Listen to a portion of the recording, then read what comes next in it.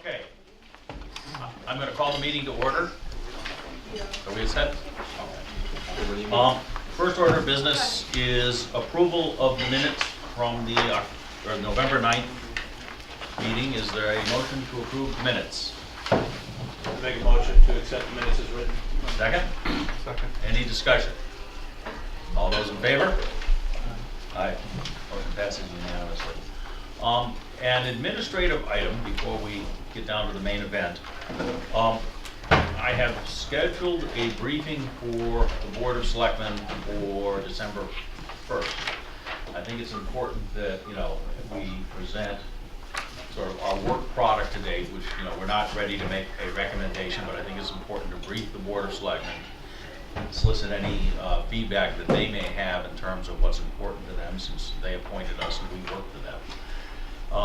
And then probably on either the 14th or 15th, we will meet either jointly or separately with the advisory committee and the board or the Board of Selectmen. We'll do a little bit of working all of that out.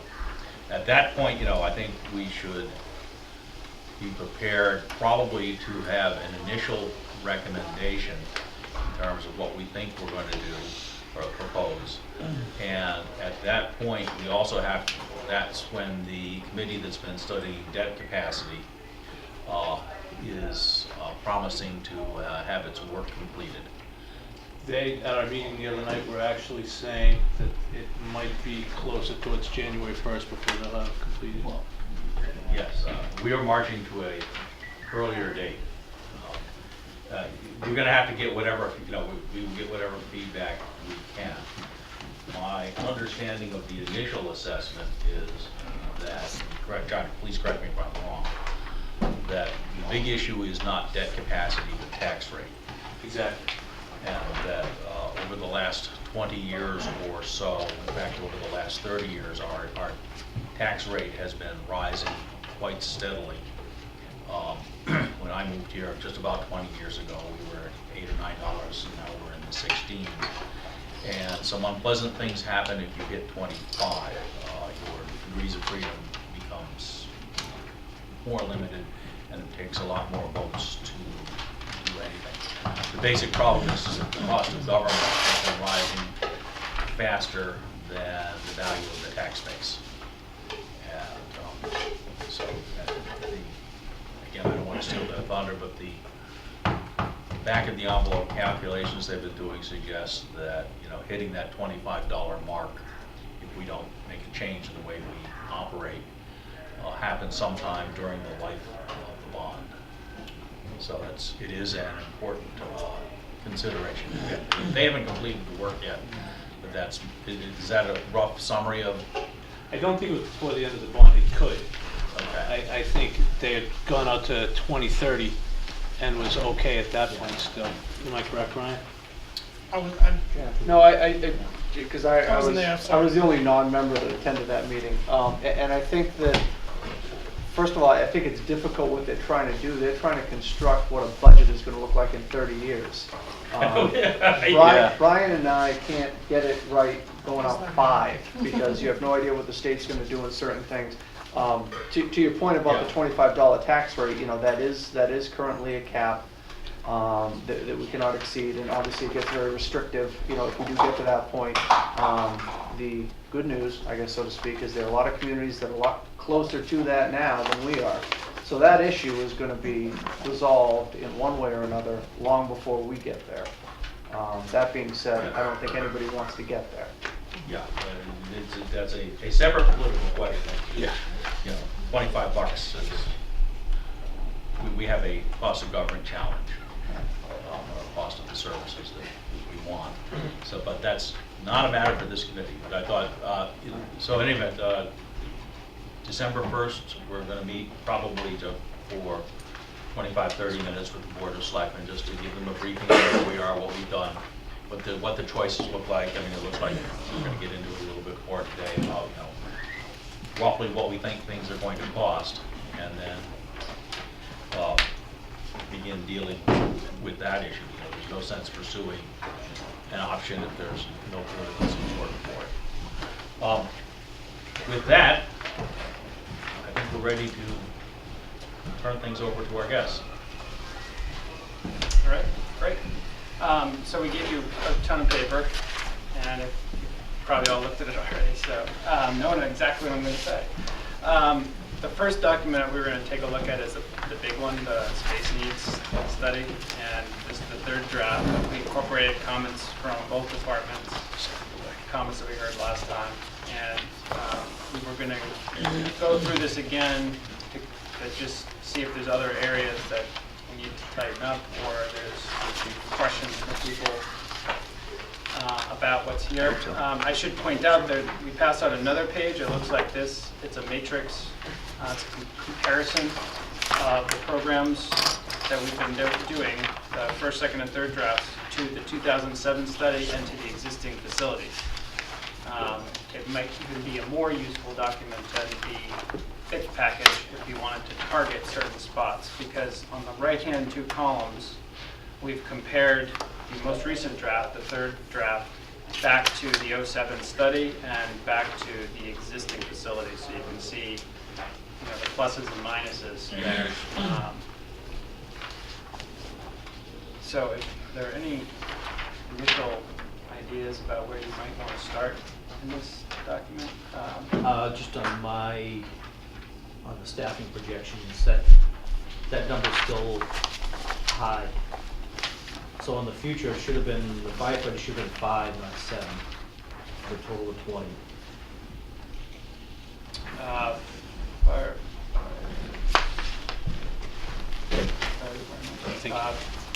Yeah, page 7, I see it, yep, 5. yep, I think that's 5, for a total of 20. Yeah, and then one of the administrative positions would be one less. So we should actually have a total of 33, I believe is the 5. Which administrative position should I? Either the training officer or one of the fire prevention. Either. So we'll get rid of them? Yeah. One position. Should I just eliminate one of the Just fire do the prevention? training. Just do the training. Training? Yeah. Take it out completely, or just put zeros there? Just put a 0. Okay. Okay. Should we still hold an office for that individual or desk? Since there won't be anybody officially titled, but you will still have people in charge of No. training? No, we'll just leave the space the way it is.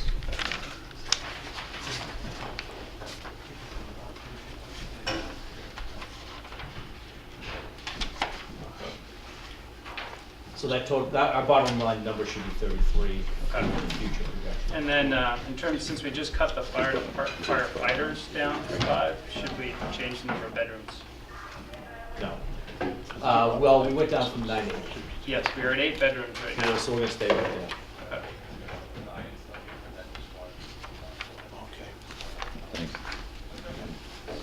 What's the mix of bedrooms?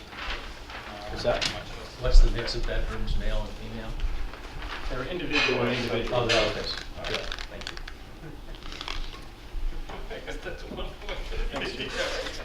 So that was on our staffing.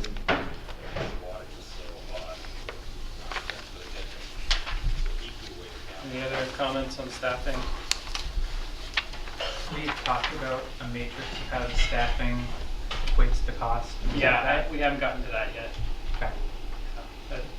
And that's quite subjective, so I'm not quite sure how useful it'll be ultimately.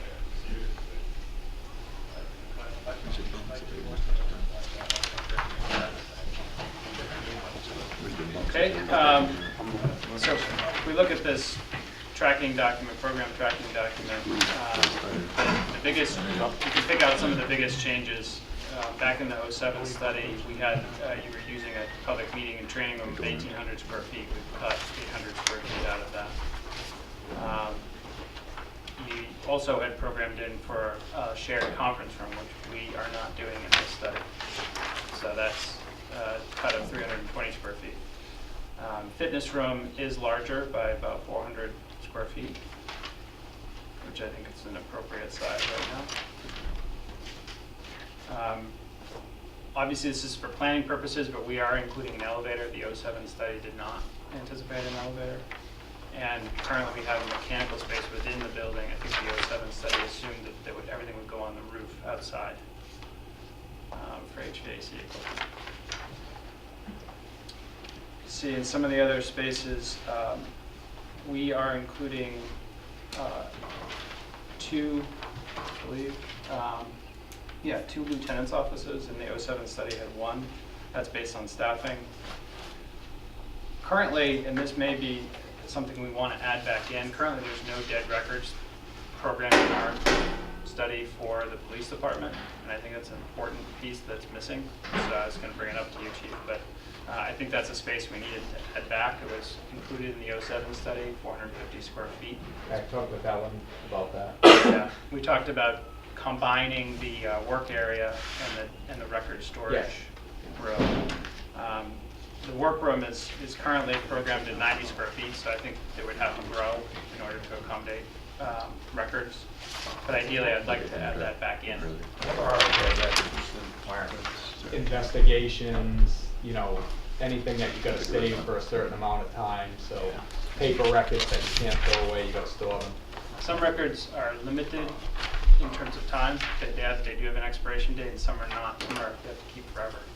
They do have some good storage solutions now with rolling shelves and whatnot. And, you know, as we go forward in time, we do need less space because a lot more of it's becoming electronic. But there's just, you know, certain stuff that you just, you know, can't throw away. You got to keep 3 to however many years the law states. So I'm just curious, because I mean, we've done an excellent job of keeping dead records around, as you well know. it's still throwing away 30 years for us. So we're almost at the end.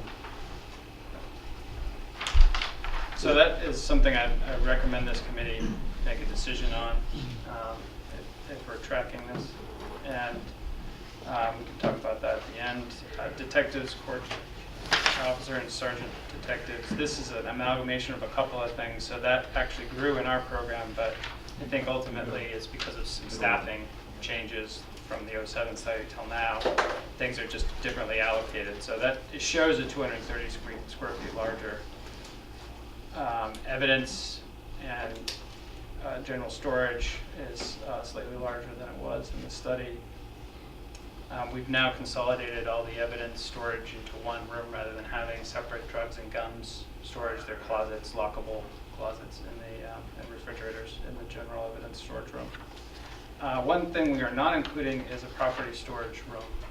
The assumption in this study was that bicycles, recovered larger pieces would not being stored inside the building. It's certainly something we could anticipate, particularly when it comes to things other than bicycles, because bicycles tend to just accumulate. Can't really get rid of them. But if you take in property, large pieces of property, you're going to need a place to store it. Chief, what do we do with those items right now? The larger items, Yeah. unfortunately, they're in a garage that's unsecured. You know, on camera, but unsecured. Yeah. Currently, what we've done to help mitigate that is we've made the secure garage storage, which they would have police bicycles, motorcycle storage in there, slightly deeper, and chain link fence off the back portion of it, put some of that stuff there. So the garage is larger than it might normally be. That's where it's being stored right now. We don't have a dedicated room to it. That's fine. Yeah. If it was sensitive, then, you know, we'd find, you know, somewhere to put it. But yeah, just that stuff that you can't get rid of, but, you know, just as long as it's got some security to it, that's fine. Yes. Agreed. So let me, I just want to ask a question, because I was just talking offline here with the chief. So we currently have a space now, our evidence room is so 180 square feet, correct? And we're looking at going up to 400 square feet. Correct. Now, the existing evidence room was a mess. And, you know, and now that we've taken care of a lot of those issues and a lot of things have been organized and everything in that, it's, you know, it's in fairly good shape. I'm just questioning increasing it, you know, by twice the size as to whether, you know, we need that space. And again, it's a matter of 100 or 150 square feet. I don't know at the end of the day if that makes a difference, but I just bring that up for discussion purposes. It's the difference between a 10 by 8 room and a 20 by 20 room. So I think again, we have to look at those storage solutions. If we can bring in those like shelves that are on rollers. Yeah, that would certainly help, but that does add cost too.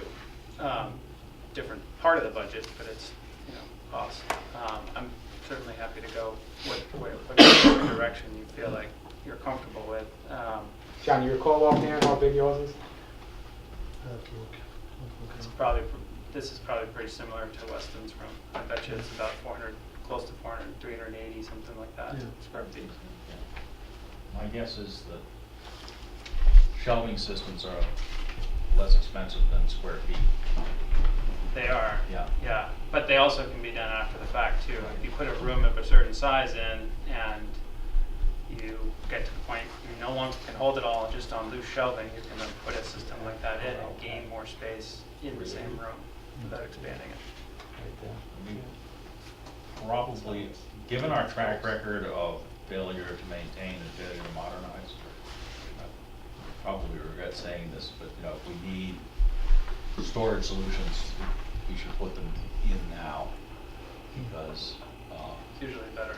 you've seen what happens over time across the street. Well, I think then probably the best thing to do is just to see if there is a storage solution that would work, that would allow us to maybe use less space, or whether, you know, it makes sense to maintain the space. I mean, I was bringing it up for discussion purposes than anything, just because that really is twice as much space as we have now. And if there is an option, you know, that can use less space but allow us to better handle our evidence and maintain it in storage, then we can take a look at that. Okay. Well, last time when I was there, we didn't go into the evidence room. I didn't see it yet. So maybe you could send. Even right now, I mean, even they've done a good job of cleaning it out, and you can still, you know, just enough room for one person to walk, and that's about it. So, yeah, severely under it right now. Whether, I mean, we can talk a little bit off the 400 number, but I'm not, you know, I'd have to see something in person to kind of get a feel for it. And I'm not saying off the number one way or the other, it could be the number, that's fine, but it's just to take a look at the options to make sure if that number works. Okay, perfect. Yeah, you visited Weston, so you have an idea. Yeah, I They didn't didn't go have any of into the the shelving evidence in at the time. I think it Was had that been big empty installed. room that we didn't have anything in? Yeah, it was Okay. just empty. So it's hard to see it without the equipment in, and I know you guys are moving in next week, so maybe in a couple of weeks you could be seen, but between then, we don't really have a couple of weeks to make the decision. Right. So we'll need to talk offline, I think, and talk about the size of that room, how much more evidence toward your thinking might be needed. Do you have the rolling shelving? Upstairs for dead storage. Not in evidence. Not in evidence. Yeah, dead record storage. What are you doing, just shelving all along the walls, Yeah. the four walls? And then a couple freestanding, you know, sort of In the middle? Okay. rows that form in the middle. Okay.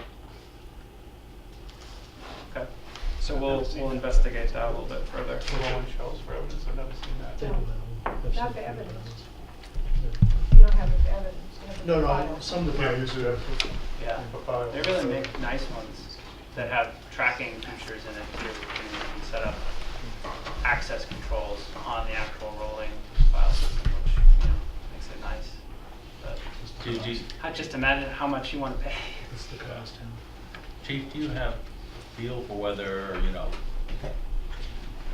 there are changes in requirements coming down the line in terms of how long you have to store evidence or the types of evidence? Is there anything that would change sort of the normal pattern of business? That's pretty steady. I mean, you gotta keep it till, you know, whatever, depending on what the case is, you know, whether the appeals have all been exhausted or whatnot. Some things, you know, you can have it throw away, but that's something that stays pretty steady, you know, all the time. You just gotta keep up on it. So you don't see any big changes in terms of needs? I don't at all. Tell me if I'm wrong, but, you know, it's pretty spelled out on how long you have to keep this stuff. Great. A couple of other changes in patrol area, just sort of shifting space around, so it really isn't a complete loss of space, but supervising officer now has an office. patrol sergeants, they got bigger because we moved the SROs in with them, which means we don't have an SRO space. And patrol gear storage, they didn't have dedicated storage in the 07 study, and now they do. Second page, the Sally Port is larger because we're anticipating being able to park 2 cruisers in there. So that's also a space that's under discussion right now for the group. It was programmed in the 07 study of 500, and now we're a little almost 900 square feet, so enough for 2 cars. We have holding facility, but we've also, in the detention area, but we've also reduced the total amount of detention cells that we have. I think the flexibility of making them all independently sight and sound separated, I think is part of that.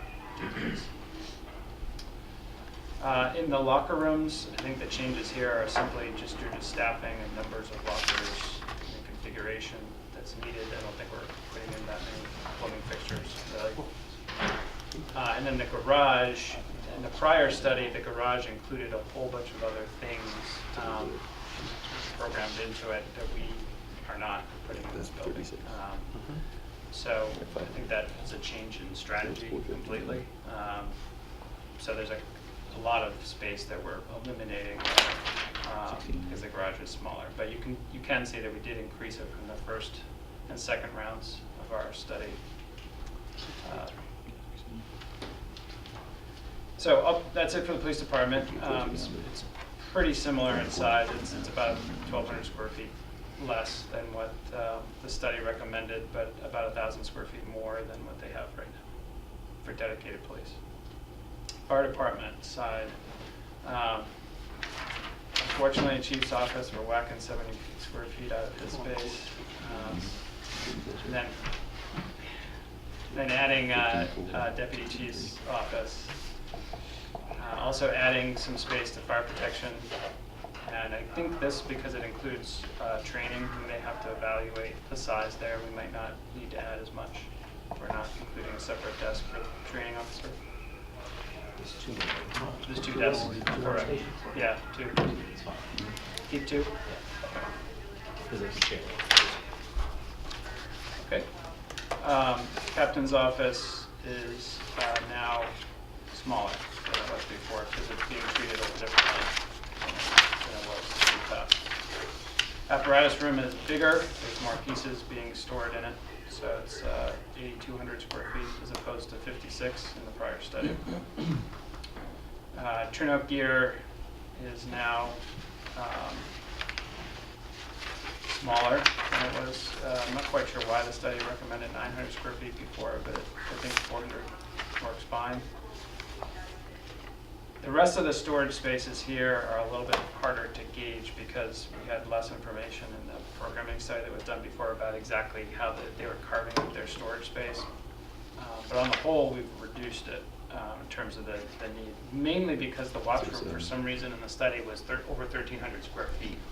And now it's a small room just for one person to do work in. I'm not quite sure what the purpose of a 1,300 square feet room was. Like it's really like a training room. And I don't know why it's like that. So that is not needed. And then down into the living area, the kitchen got a little bit smaller, I think a little bit more efficient. The shower spaces also were able to be made smaller, as well as the fewer dorm rooms. We added a study room, and we added a training tower space, which the only part of that we're counting is a room that you can do training within. And this is for physical training, and it's probably going to be on the exterior side of the building, so it won't be heated. It'll be minimally constructed, minimal infrastructure for that. So even though it's 280 square feet, I don't think it is going to count entirely. So on the fire department side, we are only about 600 square feet less than the prior study, and 6,500 square feet more than what they have currently for space. So that adds up to a total of just over 36,000 square feet for the current version of the study. Is the 2,600 increase in the apparatus room, is that just one bay? Let's see, it wouldn't be just one bay, it's probably a bay and a half Okay, worth of equipment. okay, all right. vehicles. Any questions specific to the program? I mean, the goal tonight would be to, for the most part, finalize the program. That if 36,000 square feet is the number, that's what we go with. Obviously, when we get in to look at the actual options and the budgets, we're probably going to go back and talk about that again. But if there's no questions about the specifics of the program, this sort of the space needs analysis. we can move on. I've got a couple.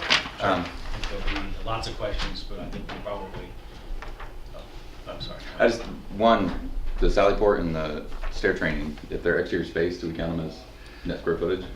I mean, if we can, They're not the technically outside of the part of building? that, but they will drive the cost for the building, Mhm. because, you gotta make it out of something. you gotta build it. Yeah, so that's why I'm including it. Okay, and then for stuff I don't know about, things like the dead storage and the dead records and evidence, is there, how can we combine things and how can we make use of the shared space?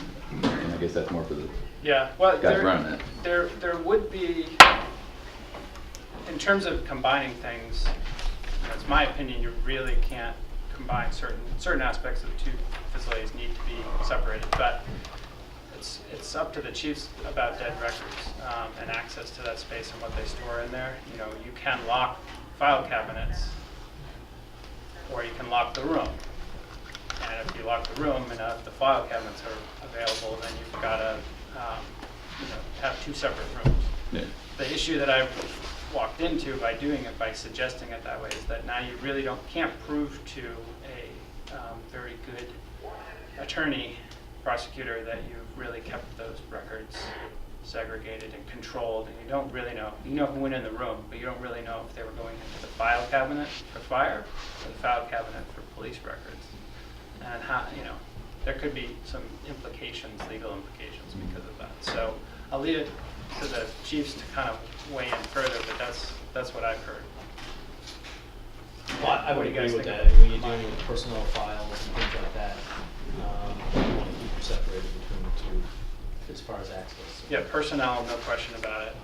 Mine would be investigative, yeah, I can't have those compromised. Right. Yeah, any EMS records would be the same way. Yep. We just have to have a secure site and if we're keeping 10 records for EMS. And, Right. we have fire reports and things like that we have to keep forever, log books that we have to keep forever. Do you keep personnel records here in this facility? Yes. Same for the police? Yep. The town doesn't keep them, I know we don't have an HR function. Not yet, Yeah. we're getting there. But every company I've ever worked for, personnel records don't stay with departments, they stay central. They should be centralized, let's put it that way. But as you said earlier, that's another issue that goes beyond the scope of this committee. So, I've got a couple of questions. I'm going to want to move through this a lot more. And we're in this particular incarnation, we're roughly doubling the square feet of the apparatus space. From the existing. From what we have today, which is, what we have today is cozy. Yeah, certain pieces don't fit in the building, right? You can't put certain pieces of apparatus in the building. Well, we can't put any more apparatus in there. But there's pieces that you own that can't fit in the building. Yes. Right. 25%. So they're not housing their entire Right. force in there. Understood. Yep. Is it a requirement to house the entire force? Yeah. Realistically, for the life of these pieces of equipment, they're pretty expensive. Keep them outside is pretty poor. Well, Poor track record. What apparatus do we currently not house here? Right now, the pickup truck is outside. The fire prevention vehicles outside. Some of the smaller equipment's outside. You mean from here to there? We shuffle things in and out Yeah. depending on the season too. Both of these. So none of the truly expensive order that I have. So the fire engines and the ambulances. Just as the stuff that's Yeah. 3, 6 and 7 digits is all undercover. Don't forget, when the 2007 study was done, we still had Station 2, which we no longer have any equipment. Understood.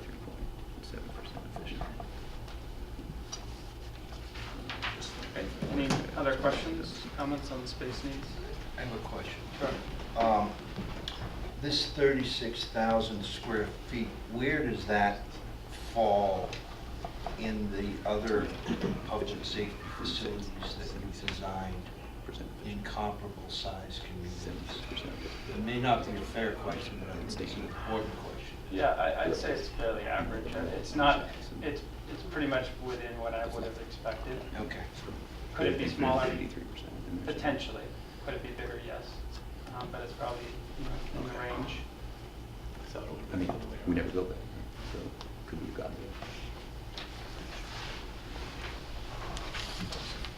Okay, so the next piece of business is to look at, and I'm not quite sure there's much to really discuss here, but we did an analysis of the buildings, the existing buildings. We had the engineers walk through. We've got a packet that starts with the code analysis sheet.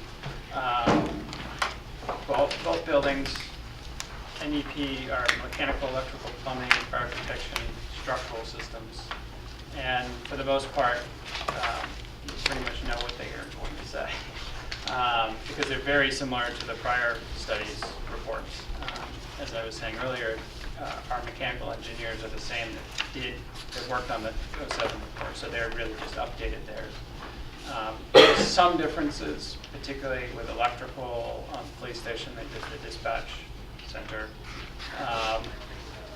And then there are some things that haven't changed, like the potential for putting fire protection into this building, sprinkler systems, which don't exist currently. So those are the sort of bigger things. Looked at them structurally. There's nothing in these buildings. They're both solid buildings. There's nothing structurally that would be a problem for, as far as how they were currently originally built.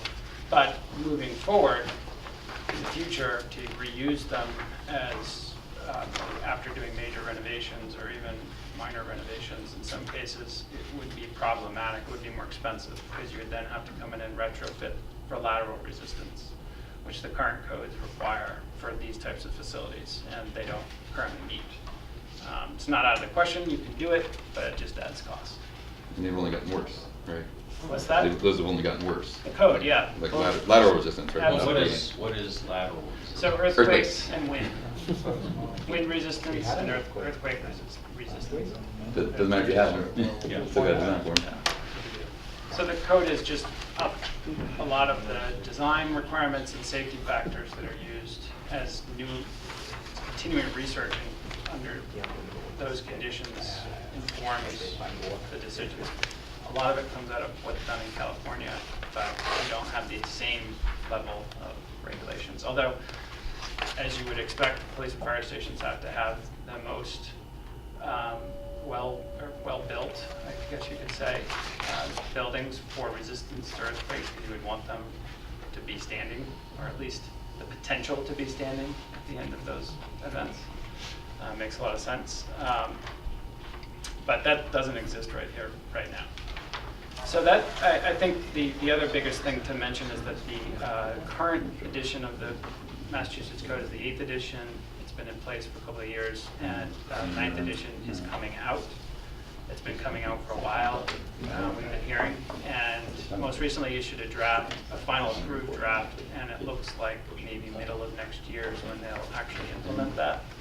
And we did take a look at the draft just to see if there was anything in particular that would affect our work, and we don't see anything major. Biggest thing might be that you're now going to be required to do a commissioning process. It's not an option. Building code, even though you're not a stretch community, building code requires it in the 9th edition. And it would be a type of process that's done towards the end of construction, where you look at mechanical, plumbing, and control systems and do functional testing to ensure that they meet the design intent.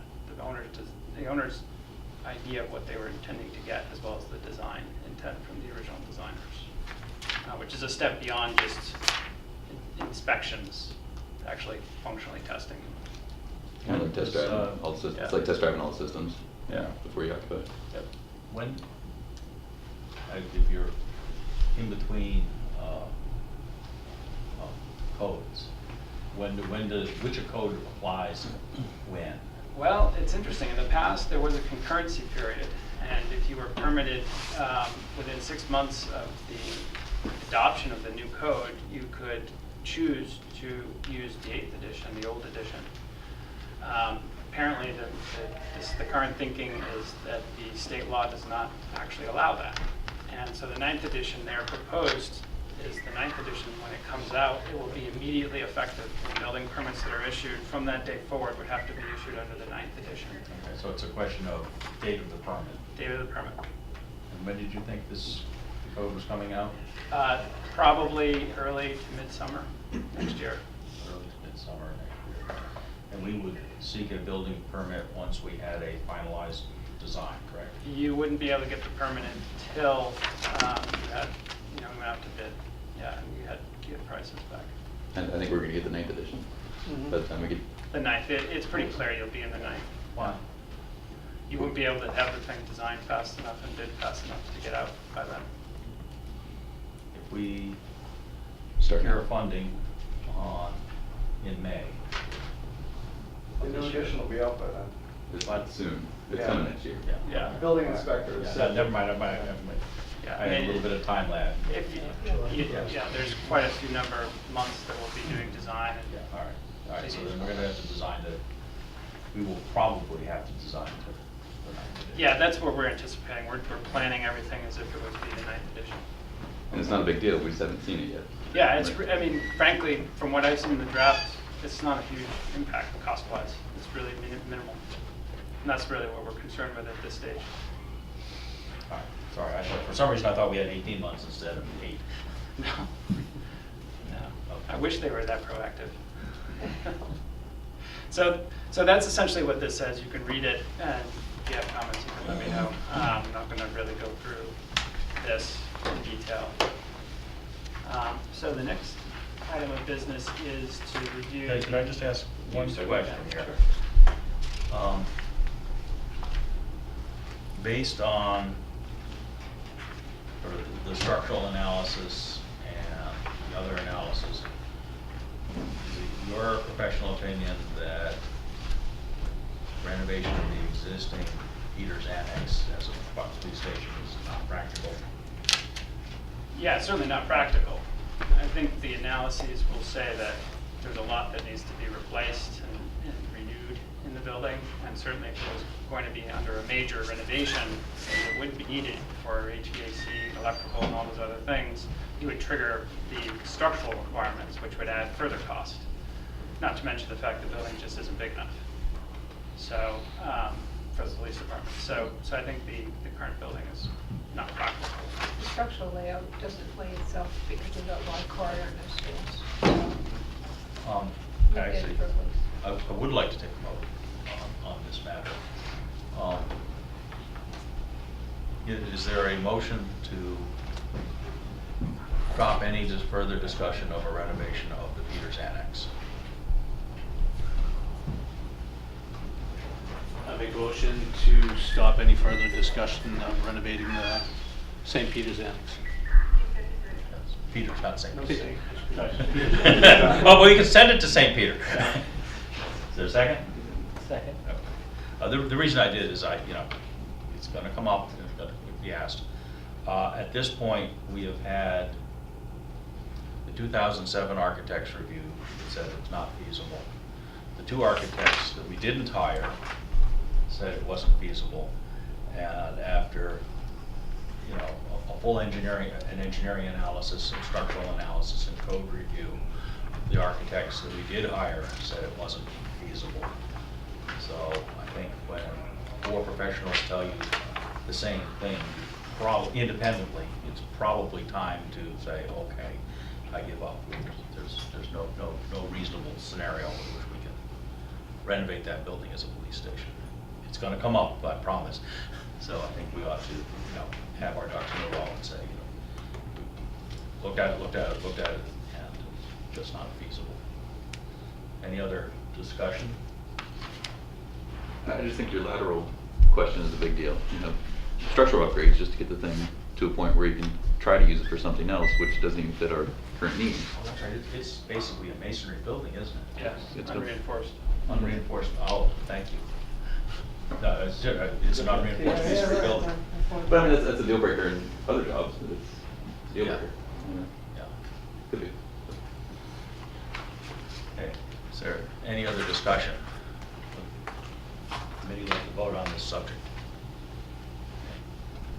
All those in favor of John's motion to eliminate the option of renovating the Peters Annex, say aye. Motion passes unanimously.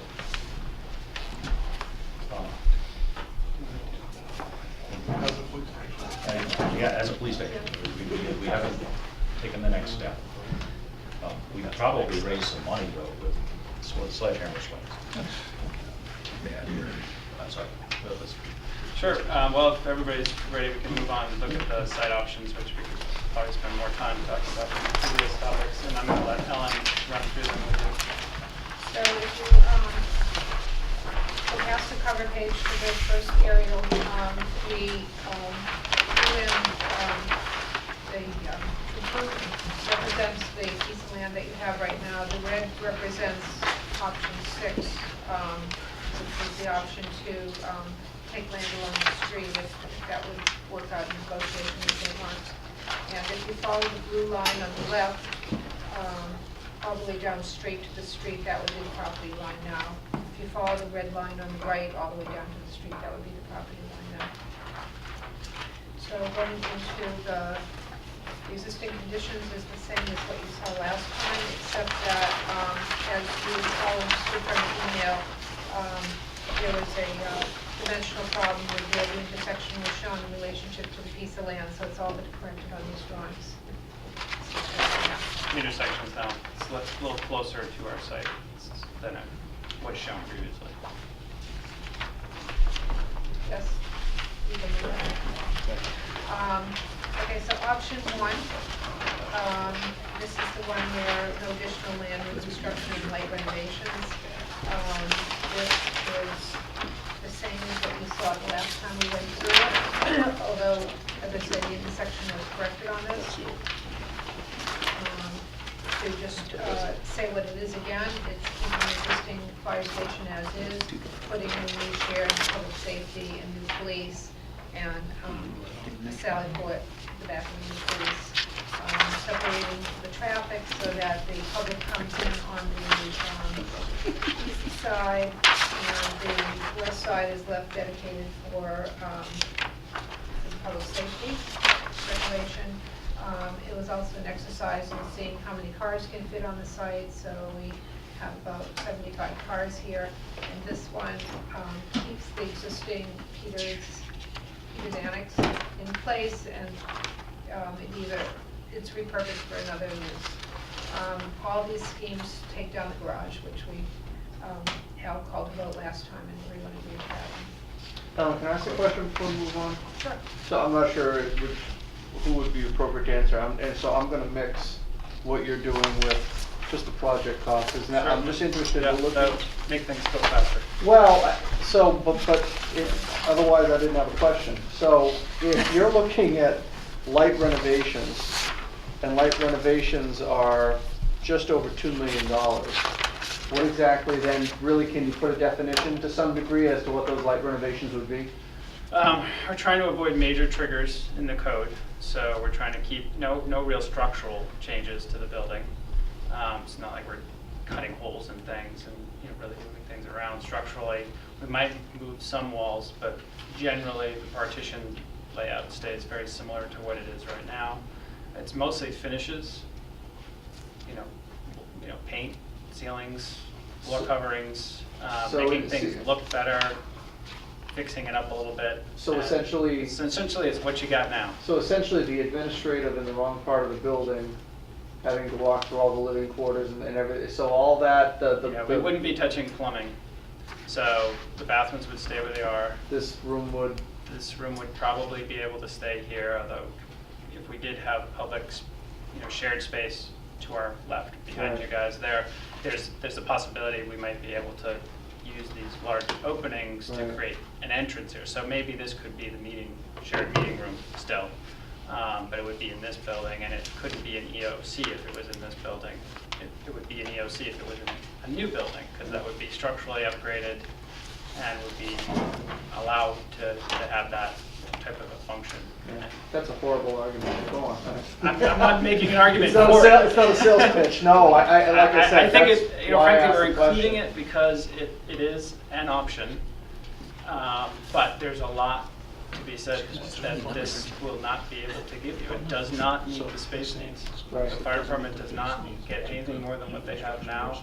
And the only space needs that are met are the police department, and it does meet the shared space needs, but frankly, not upgrading or not improving the fire department's functionality, I think, is a major flaw of any proposed project. But I don't know that it meets the shared space needs if you're gonna take part of what is the existing fire station and make that part of the shared space.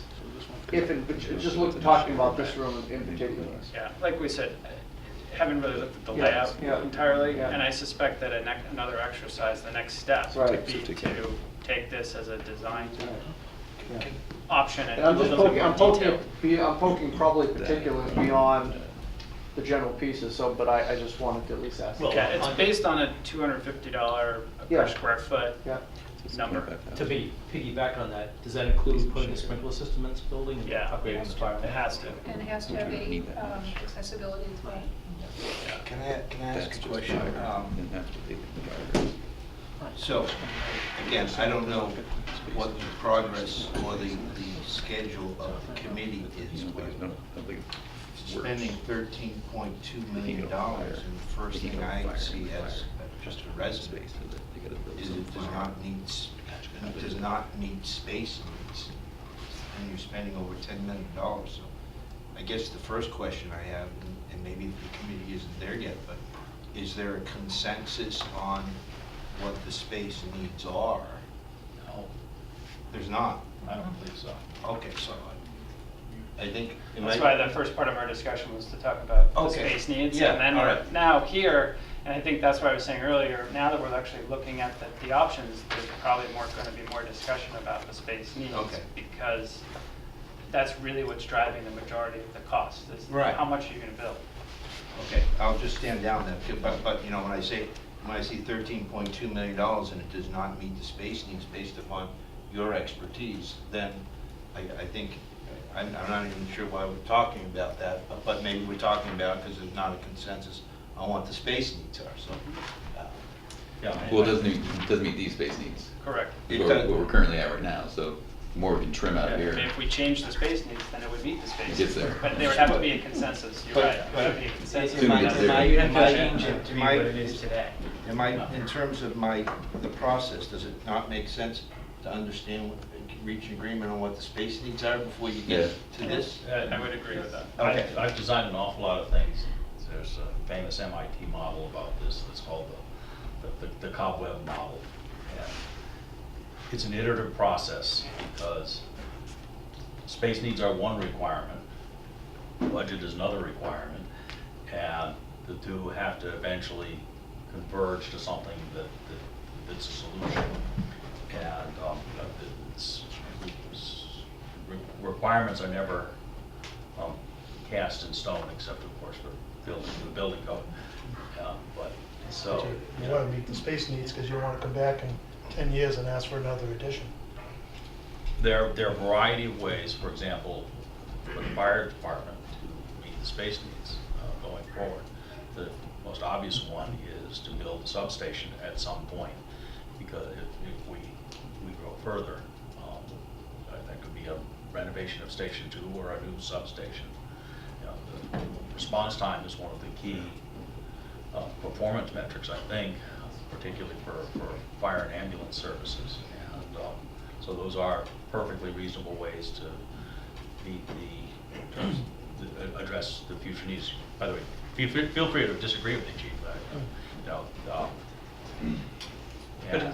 I think you're talking a whole different subject in this committee unless you want to get into the matrix of supporting the whole community and getting within response times. I mean, you want to look at ISO, you want to look at NFPA, you're going to get two different answers. So, you know, one does it based on road miles, one does it based on response time. So,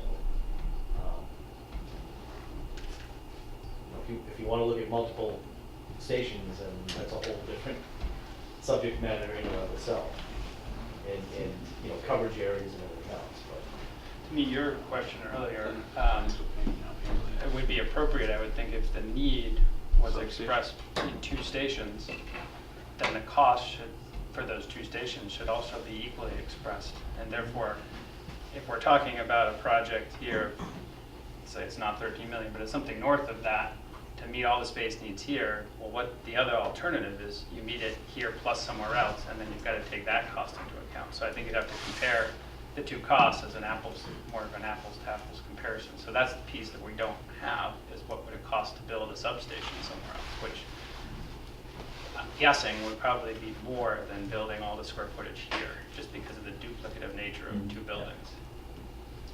Although we needn't necessarily build a substation today. So it's pay me now, pay me later. Yeah. Yeah, I just, delaying the issue. I've worked with a lot of communities, I just don't remember seeing any that have built a new building and then turned around and built a substation within a short period of time. So I think if you're talking about later is a long time. Yeah. I think we're agreed on that. Yes, Yes, question. ma'am. On the site design, or the plan of the building locations, we're indicating these are just single-story buildings at this time. No, we're not. No. What is option one? You see the footprint of the larger part of the building that was put on the lot so that we can look at the parking layout, but they all assume there's a second story or another in the entire building. So what we did was when we programmed the building, we had some of the pieces, if you go back to the space needs study, some of the pieces on the first floor and some on the second. Most of it's on the first, so we took the footprint of the first floor, but there's still all that second floor space that doesn't show up on the diagrams. But it's represented in this. It's Yes. represented in this It's in big the program. document. Yes, Okay. yeah, it is in the program. Well, I agree with what John was asking. I think we have to define what the true numbers of, as far as space needs are before we take this any further. I'm not sure how you guys can do your job without that. Well, we said this is what we were gonna do. We said this Yeah, early we're on, that gonna- we were gonna figure out what the building is and how it goes on the site concurrently throughout this process. I mean, like meeting one is what we said. Because we gotta get to a point where we know what the site is and then figure out the building again. It's frequently the case where we're working on sort of shifting icebergs here. And I think the various options, we haven't talked about the remaining ones, but the various options go through the progression of how do you satisfy the entire program as programmed today on this site or on this collection of parcels. Certainly, if we can satisfy it under the most disadvantageous conditions, you know, under the biggest program size, I think that you could argue we can easily solve it with a smaller building. So I think we've taken the assumption that it's not going to get any bigger than what it is now. So Right. we have latitude to design Right. these options. But if the will of the committee is to make the building smaller, it won't take us very long to revise this. To do that. Jeff, is it fair to say that in option one, it meets the police department's needs as currently outlined, Correct. but it does absolutely nothing for the fire department? Yeah, pretty much what you have today. And then it says small temporary fire quarters. Have we even validated that the fire department would actually be able to operate out of here sufficiently? If this was the plan, which, The assumption that I made is that because of the renovations required to the building, there would be a portion of time where the fire department couldn't live here. And so there might be a temporary trailer set up in the front yard somewhere. Trucks might actually be able to stay in the building, but the folks might actually have to live on a little trailer in an office in a trailer out front while the construction's taking place. Is that in this assumed 13.2 Yes. million? All the temporary relocation costs are included in the budget, and they are pretty much guesses from our perspective at this point, because we don't know how big the structure, where it would go. Educated guesses. Very educated. Could you just talk a little bit about what is, I know you think you've got a program back here, what is in the shared space? We go back,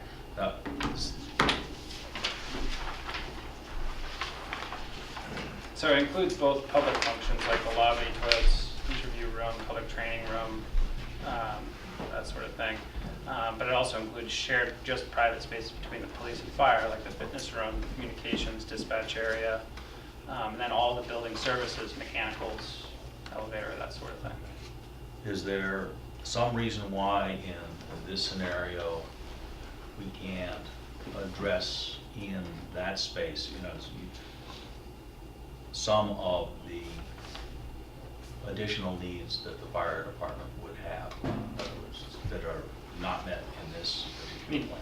Making this space do double duty. Well, I'm perhaps expanding, the notion of shared space isn't necessarily fixed between designs. In this case scenario, the notion of shared space seems to be fixed between all designs. Yes, But correct. in a renovation, the shared space might actually have to encompass some additional fire requirements. I don't follow you, why that would be the case. Just dedicated fire space to get to the Dedicated fire to get to the space. square footage. Yeah. So that we're not 11,000 square feet, but we're the full 14 that we're 14.5 that we're trying Well, to yeah, get we to. can always build more fire Yeah. department space out the back, that's option 2. But that just building more square footage, right? But we're just building more square footage. So that, Well, I mean, It's there's space and there's space, but yes. All right. Yeah.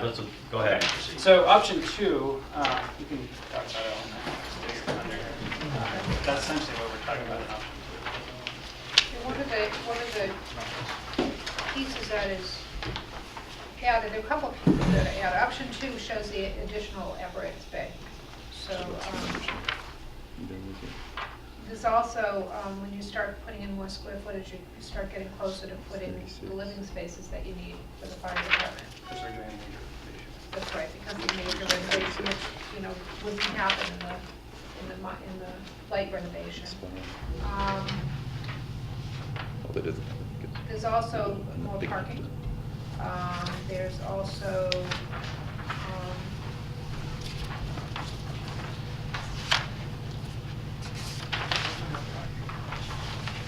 oh, it's not enough to actually still.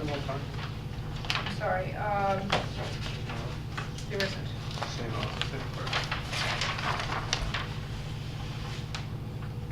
I'm sorry, there isn't. The big one is that it has the additional apparatus bay, which is what they're lacking.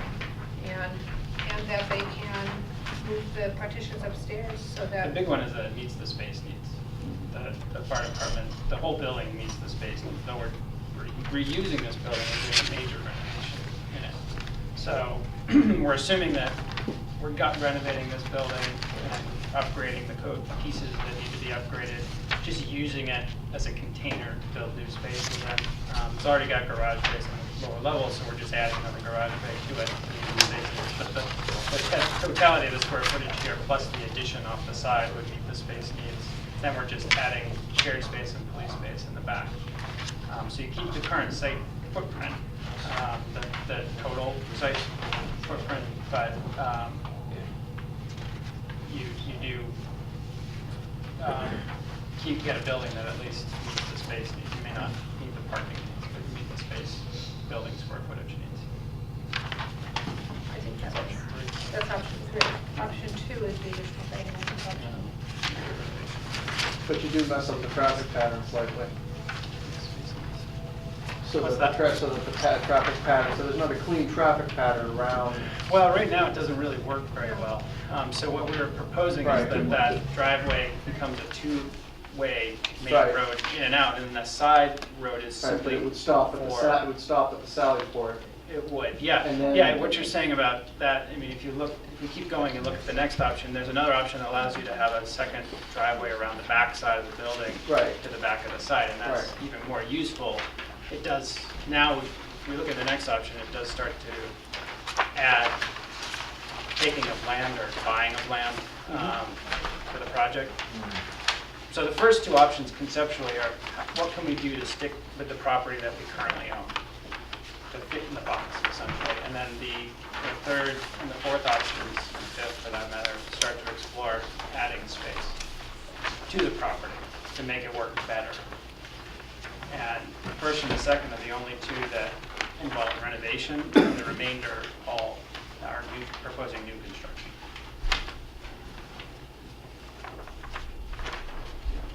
Is 3 new construction or keeping the shell of this building doing major renovation? No, 3 would be a new building. I'm sorry, but It says Oh, wait a it's renovation. not, minute. it's not. It's not. And this one isn't either. This one is the same square footage. 2 is the same square footage as 1, except that it's got the additional apparatus bay. Right. So, Well, I know I read that, but let me say that, 3 is the first one where you're requiring like additional land. and 3 actually meets the program that we've shown in our space needs study. Okay. so, again, I'm sorry, an additional apparatus bay cost over $2 million? You're looking at the budget for option 2. Yeah, I'm trying to tick and tack with the budget there. Yeah, so this is, because we're talking about major renovation, the cost per square foot goes up from $250 to $450 per square foot. So we're talking about renovating this building that's here, Right. plus adding to it. And the renovations of just this building alone is almost double per square foot. So that's why the $2 million in option 1 turns into $4 million in option 2. Is that the lateral resistance and the type thing that you're talking about with that? Yeah, that would be That'll all be included. included, so Yeah. it's not just gonna be. And we're also changing wall, everything's getting moved around. The whole program of this building would get changed around, particularly on the second floor, so you could more appropriately put bedrooms where they need to be, kitchens where they need to be, bathrooms where they need to be, that sort of thing. Light renovation's pretty light. Yeah. And you're still in option 2. In all these options, you're still positing that you have a 2-story building. Yes. Yeah, we can't fit a 1-story building on the site. You can have a bigger site. That's true. But I would expect Our there's land limitations. costs are very low. Our elevator costs are very high. Yeah, but when you start talking about a 1-story building that's 36,000 square feet or even 30,000 square feet, an elevator is only about $100,000.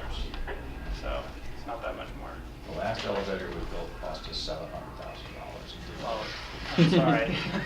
That sounds like a tragedy. Was it just about elevator or was it? That's bad. part of the building? It was a 3-phase elevator, and it was much more than an elevator. The elevator was That's $162,000. a, yeah, that's a existing building, right? You also, there's some savings in the building being more compact in terms of MEP. Instead of being on one level, you start to have more, your services are closer together. You'll hear their elevator horror stories. It is horror story. Yeah. What? Yeah, use your stick. Yeah. There's a sensitivity to Yeah, that. well, I understand, but we are also looking at progression, thought progression from keeping with our existing site and making the building as tight as possible, and then expanding it out from there. And I do believe there was some indication that we shouldn't expand the property too much to the intersection. Although, if you look at the last option, you'll see that's essentially what we're proposing. But if it was a 1-story building, it would be significantly larger footprint, and it would be more complicated to design just because of all the things that have to happen on the first floor. You have apparatus bays that potentially need to have 2 exit points, front and the back. You have sally ports, security concerns, you have police garages, patrol staff entrances, a lot of stuff, details that have to be worked out. But one massive footprint for warehouse style building is much much more complicated for police and fire than it is for another type of use on the same property. I did see Bellingham's new station, which is a one-story, and I guess the only good thing I could say is that you didn't like somebody, you could be on opposite sides of the building and not see each other for a while. But I was, yeah, you know, kind of amazed. Yeah, it is spread out, you know, very long distances to go through. Is that just police? Yes. And it's just a police station, so no fire there. Yes. So imagine if you added fire to it, how big that thing would be. It'd be big.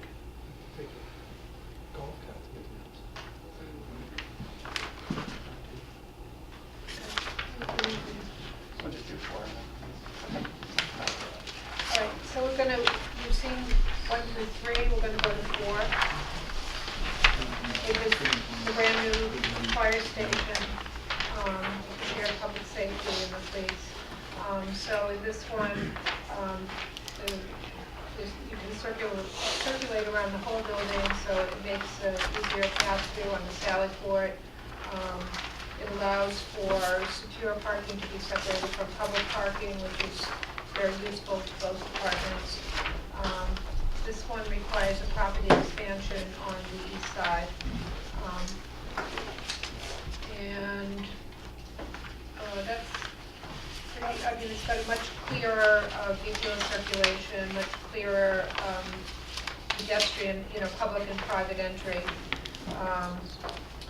In all of these, the septic have pretty much stayed the same, but they expand for the increased square footage of the project. So in this one, we are adding additional 0.67 acres.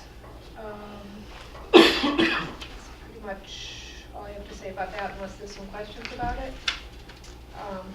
And then we go to the last one, which is the one where we would build along Main Street and hopefully trade off the unused land at the back.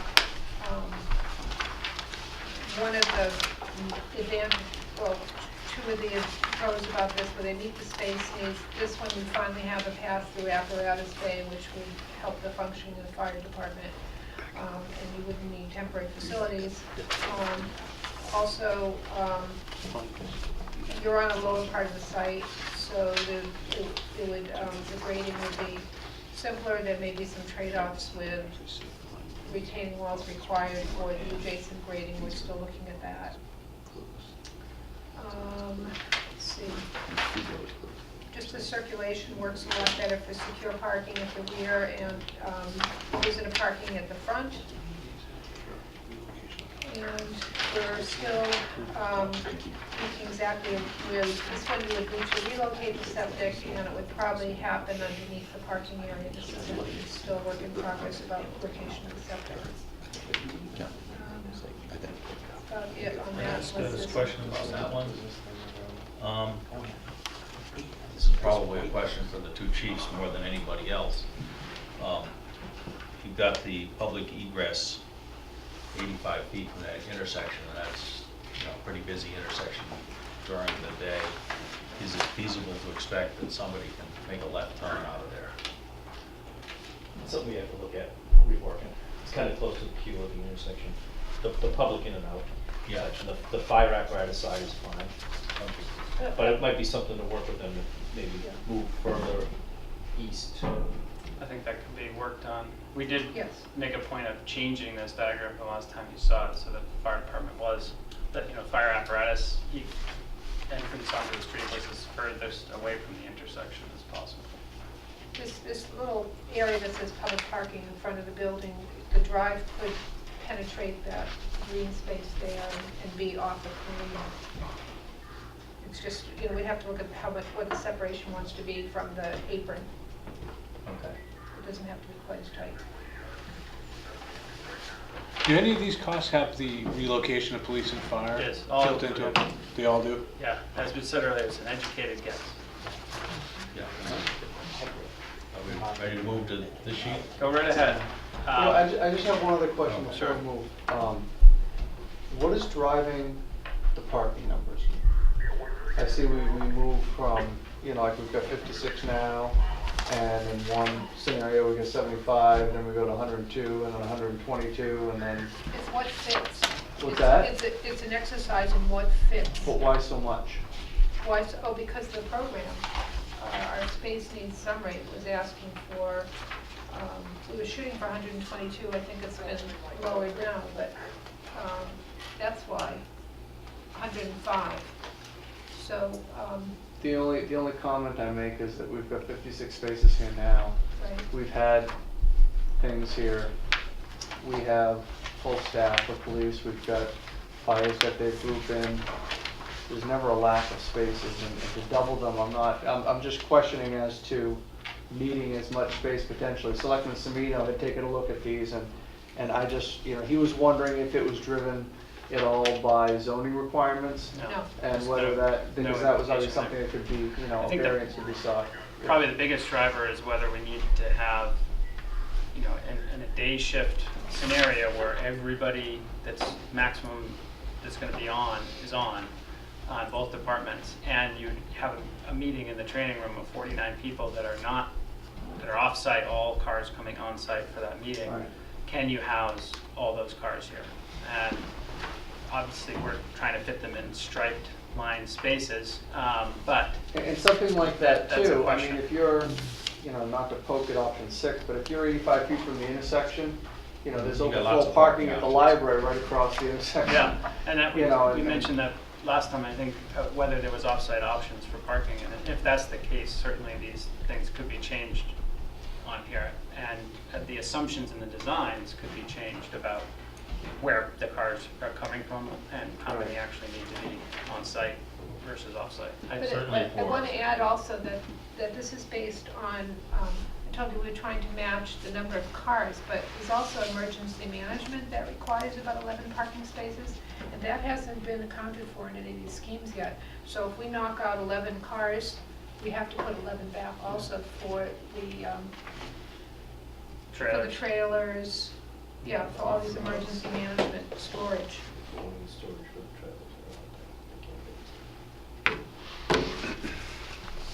Is there a requirement that all of that equipment be stored on this site?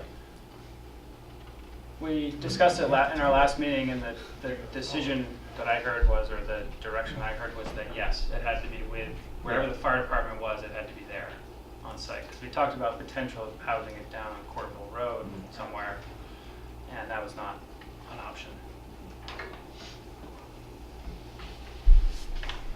I mean, even with those 11 spaces, correct me if I'm wrong, but if we're going from 56 to 75 or 80 spaces, or 90 spaces, I think that is probably more reasonable than, I think there just may be an extra 25, 30 spaces in here that we may not need. That you need once a year. Yeah. Well, I mean, that's just it, and for that instance, and even if you're looking at an option other than 6, you've got enough you've got a close proximity to overflow parking, less than 300 yards away. Sure. One question we were asking ourselves about the parking was, is the training room ever used for a large gathering during the day when we use a lot of the parking spaces for people who are working in the building? I'll defer to the chief on that. It wouldn't be any more than a meeting or a training. Yeah, but it would be that many, it would be the needs of the departments plus outsiders who came in, so. Generally not. Okay. About public meetings, do you have public meetings here now? None anymore. Okay. 'Cause we Do you don't- Just this one. Do you expect to have other public meetings at a new facility? Yeah. Brand spanking new facility, would you have public meetings there during the day? Evening meetings I don't care about, because there's going to be plenty of parking for you. But there's probably, okay, so maybe we're talking 10 times a year or less. I really don't. Not even that many. And I don't during even, the right, day. no, but I think that's a high number. I really don't think it's even that big, And and, the library down the street is not a stretch for people to park there and walk over. no. After the meeting, if you want, we can just take a test walk. Yeah. But it is, the proximity of it, I think, makes sense for that kind of overflow rather Makes than, sense. because that's not really getting used. The only time that really gets used is when St. Mark's has events or athletic events, and they ask to use the overflow. Sure. So we can, we'll leave the program essentially following the same rules, and that is we need Yeah. cars for certain people, staff people.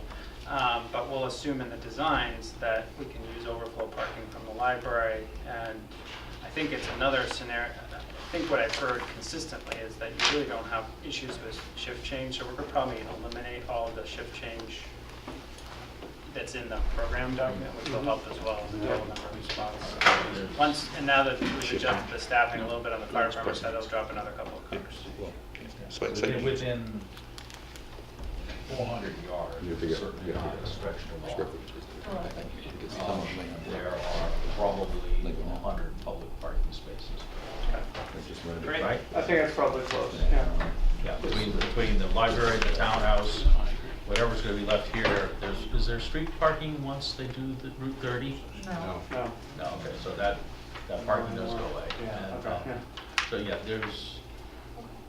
parking is generally not a problem in town. Okay, so we'll do that.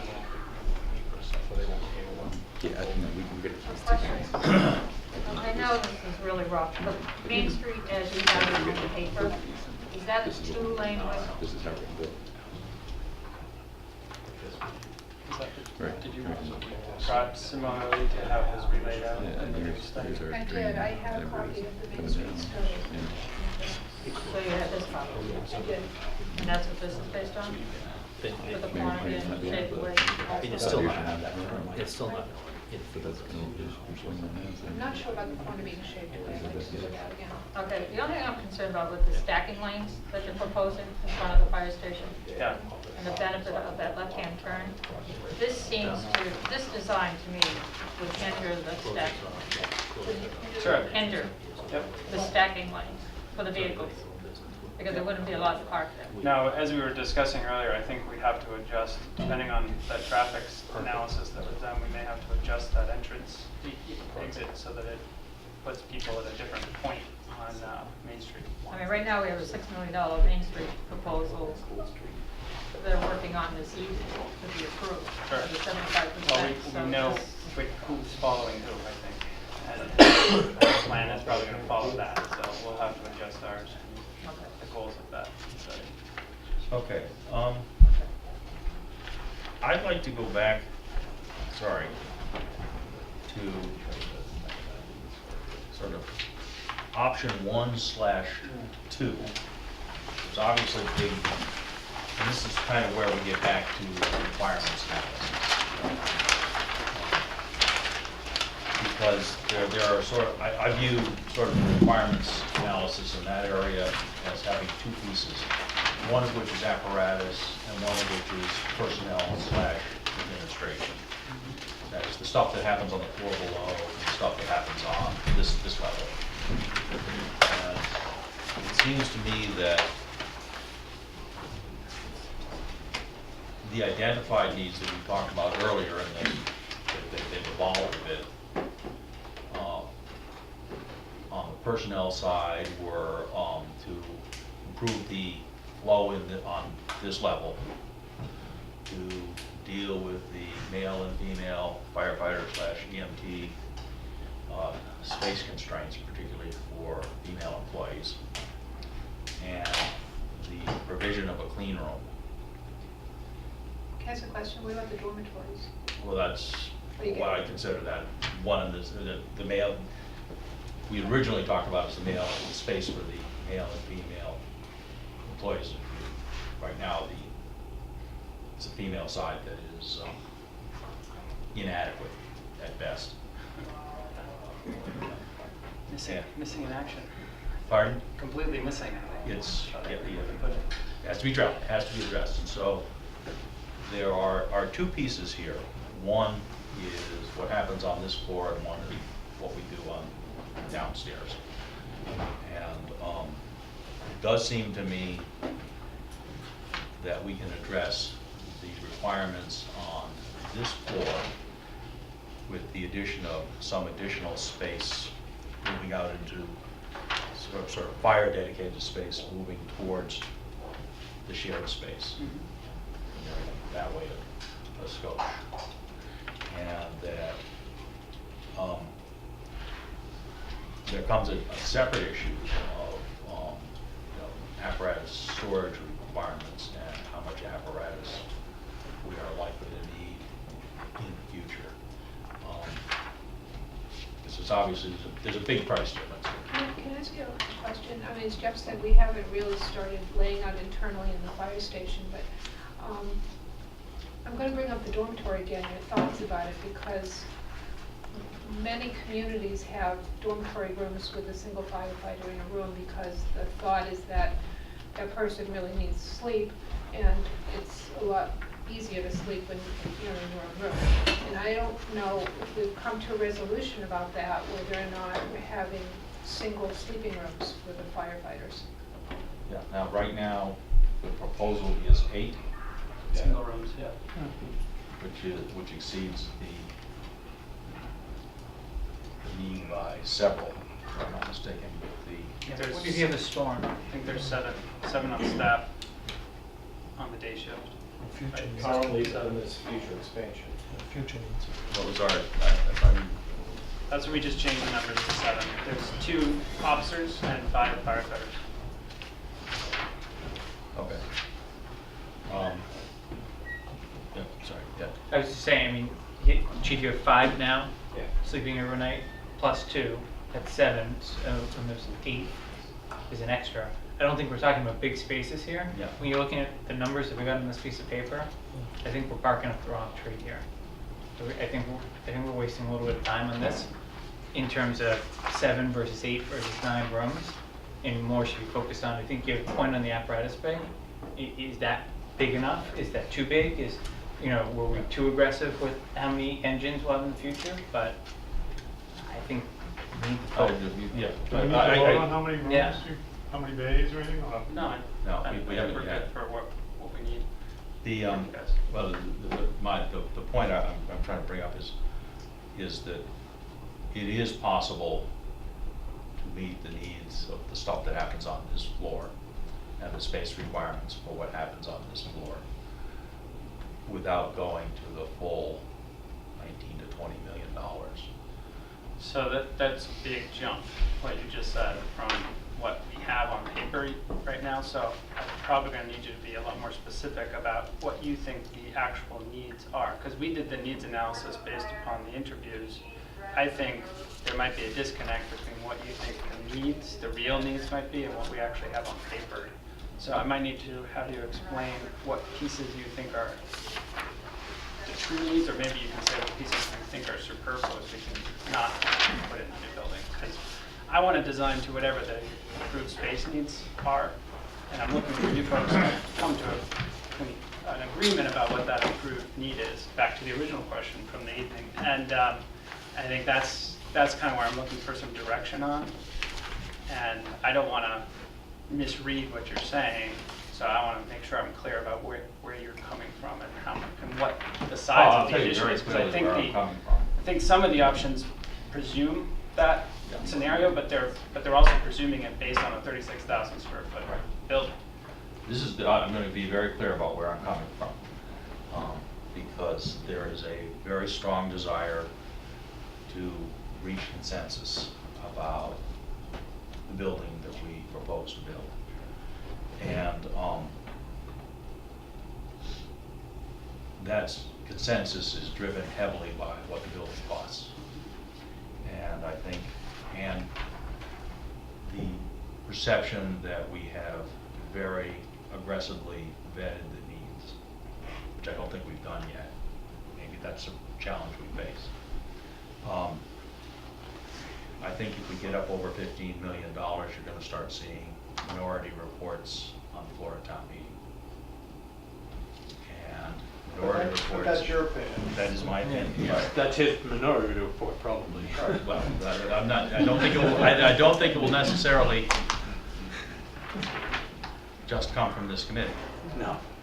And I think, John, would you agree that if you get up over 15, you're likely to see minority reports from other committees? I don't know.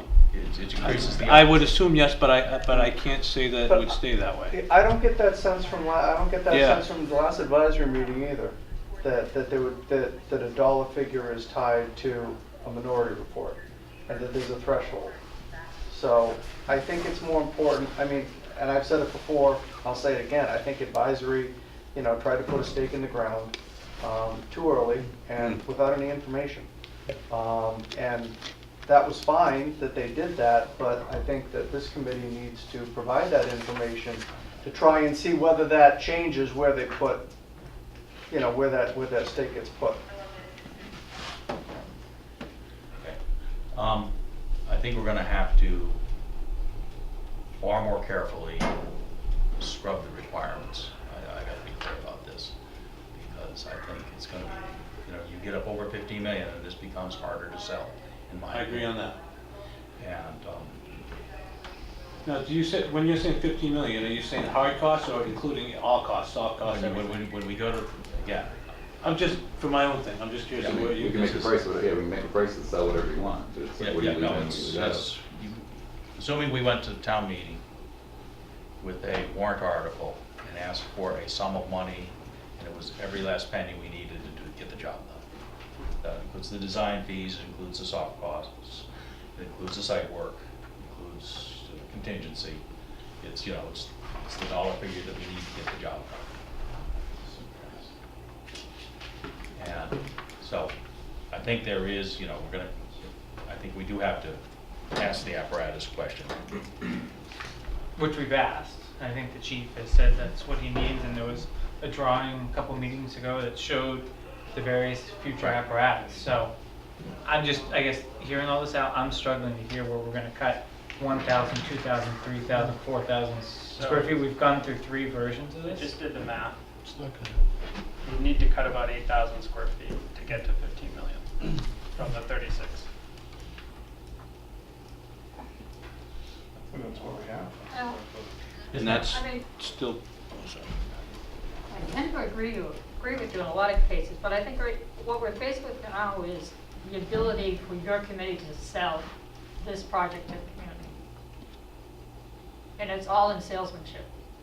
I mean, right now I'm struggling because I don't have all the information that you have. I understand both departments quite well, but it's really the salesmanship.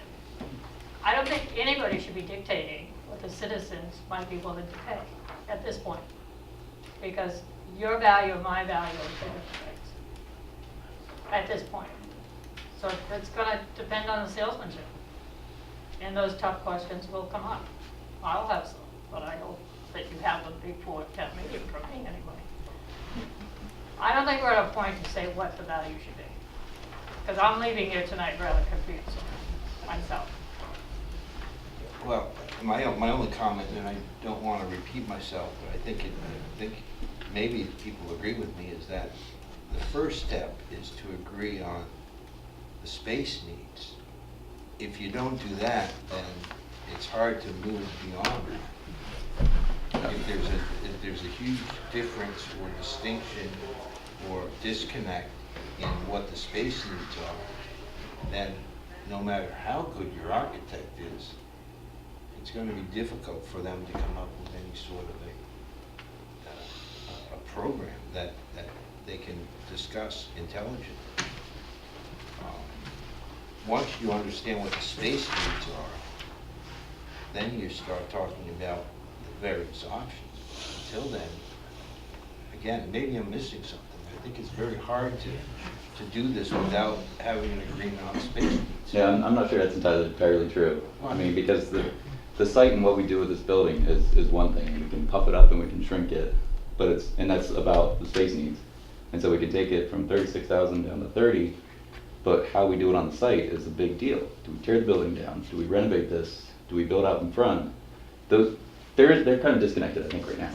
And so we can whittle this down, but I don't know how we shave out 3,000 out of the fire department, if that's what they're saying they need. If they need 14.5, well, we can nitpick at each room, but we're not gonna get down 4,000 or 5,000 square feet. And so we can puff that up, again, on whichever site plan we're on, but I think they're different. If we say we need 36,000 square feet, we need 36,000 square feet. But it's the bigger fight is, are we tearing the building down, or are we moving it? And I think that's They're two essentially different things. what we've been showing.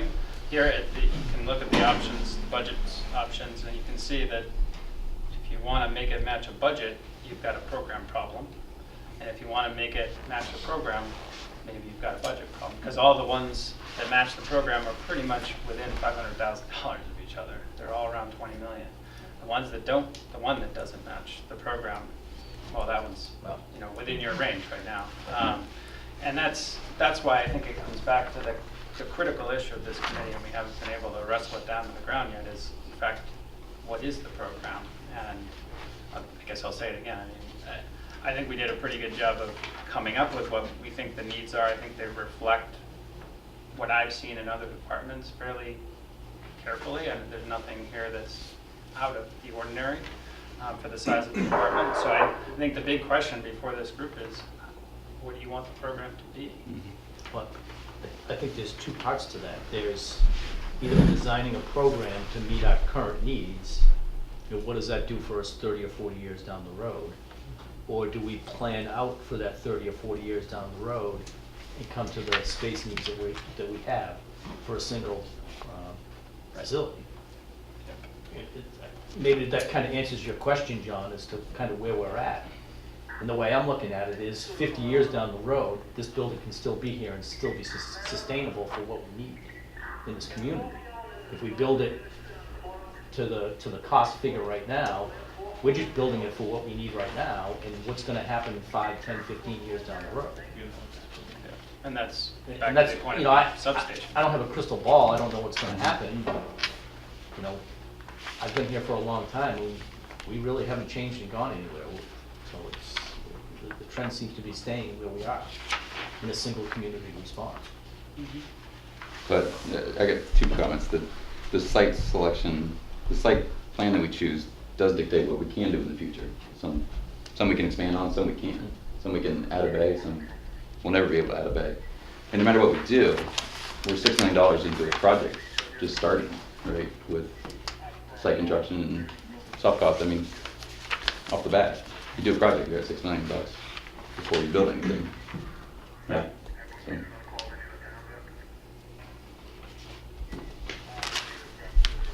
Correct me if I'm wrong, Brian.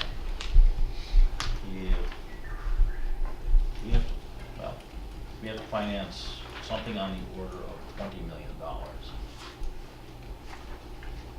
That's going to cost about $1.2 million a year, roughly. Give me a second, I can actually pull those numbers. A little more than that. 1.3 million? 1.6 1.6. to start, it goes down to 1.3. Somewhere around that range, 1.3, 1.6.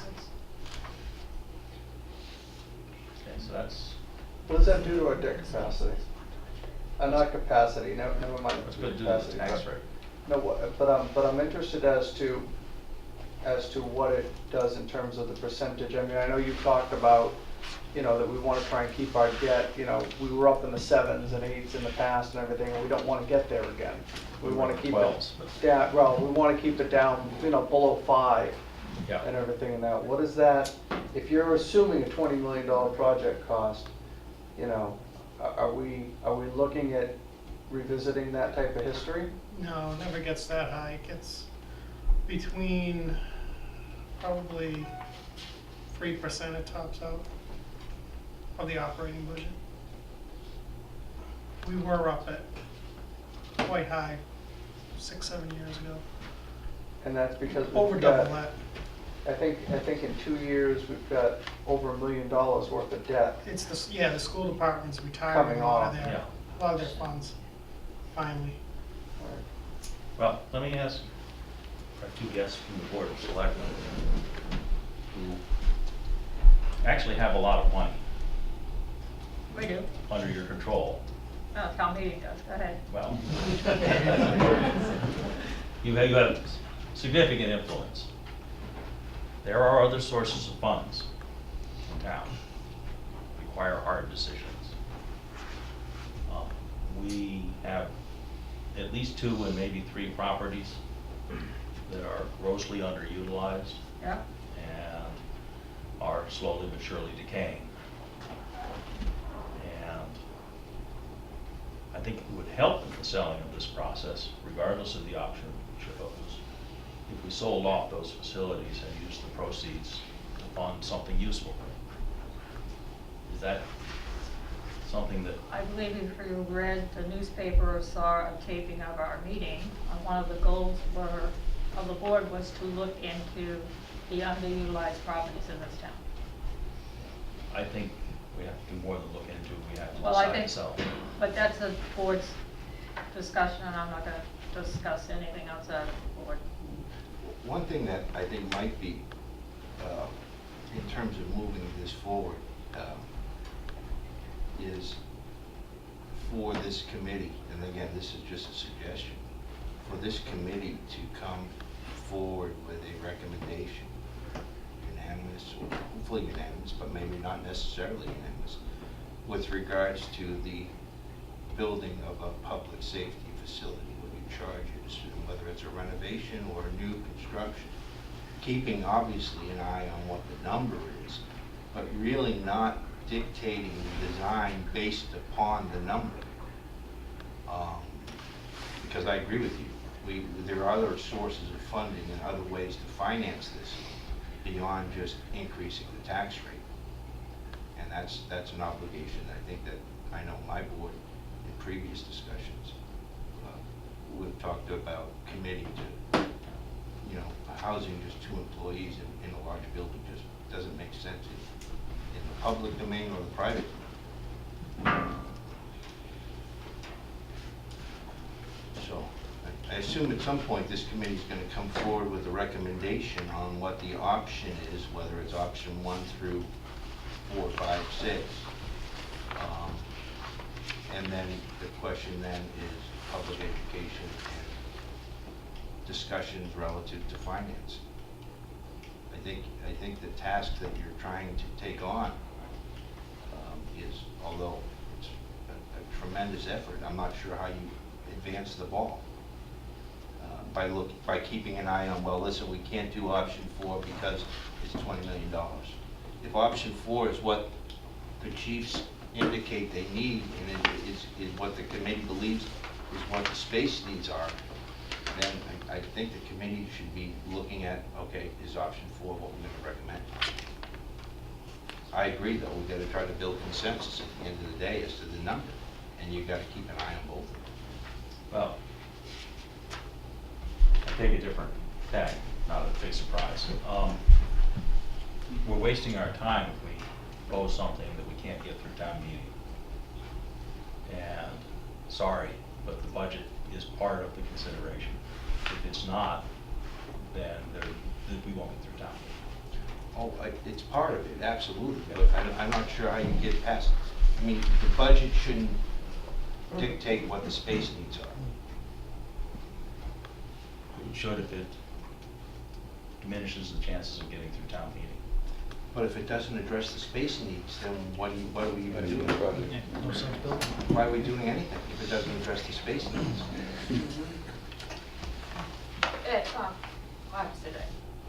Al, those are very big assumptions. You and I have been together on many large projects in this town, whether they be school projects for $61 million or $43 million and overruns and everything else. This police and fire is something that every single one of the residents in this town could use. I think we're underestimating the public's understanding of what some of the needs might be. And I think we're being short-sighted when we're saying it's a hard sell right out from the get-go. I would like to see some of these options eliminated before you ever come before me. I can't speak for the board, but I think there's too many options here. It causes too much confusion.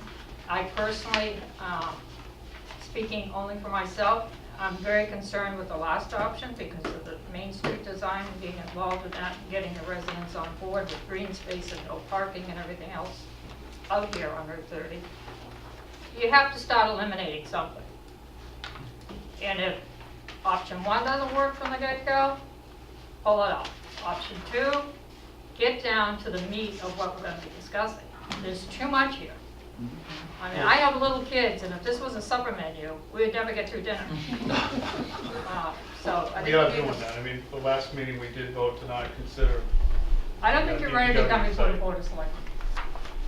No, I think we're getting there. We've just. Yeah, we have been strategically eliminating things. We eliminated the DPW site. That was moving the right. We can't do it all in one night. Just do the need. No, but We gotta explore these. I'm saying, don't come with 5 5 options. I think the helpful direction that would be helpful for us is obviously St. Mark's, that's a negotiation in and of itself. Confidential negotiations, you're leading those discussions. Do we wait until those discussions occur to bring you a decision on which site? Because if St. Mark's says no go, we only have 2 options here. And then we need to decide whether those 2 options are even feasible.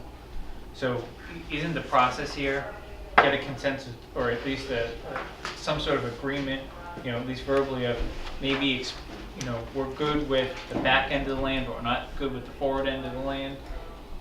We make a decision based on that, and then come before your 1 or 2 options, is that? I mean, I think your point is perfect. So the board is, or representatives of the board are meeting with St. Mark's on November 30th. So the night before, I want this committee to come before the Board of Selectmen. So you'll probably have a sense at that point whether, this moving this whole setup down closer to the road is even a possibility. You may know at that point that that's not a possibility, but they're willing to do some, so that is no longer an option. Now we're looking at maybe, 2 or 3 different options. So, and again, a couple of those options involve taking down the annex. Is that something, where does the board stand on that? That would help us determine, or this committee determine what, is going to, what's feasible on.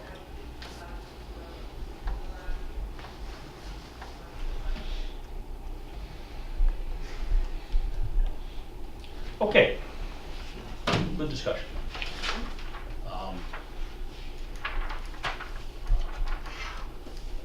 Can I ask a question? Absolutely. On option 1 and 2, the difference in price is over $6 million, and it seems like the only difference really is the adding a bay to the fire station.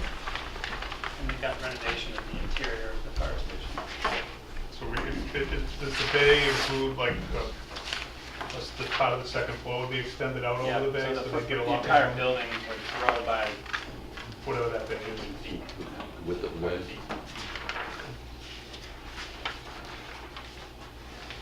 Is there a hybrid there between Yeah, those that's two? what I was kind of wondering that too. Somewhere in the middle. Yeah. Once you move, if you're trying to get lower than 19, you've got to start talking about cutting program. Because essentially that's what option 1 does. It doesn't build the full amount of program, so you do it for less money. Well, the suggestion that I inadequately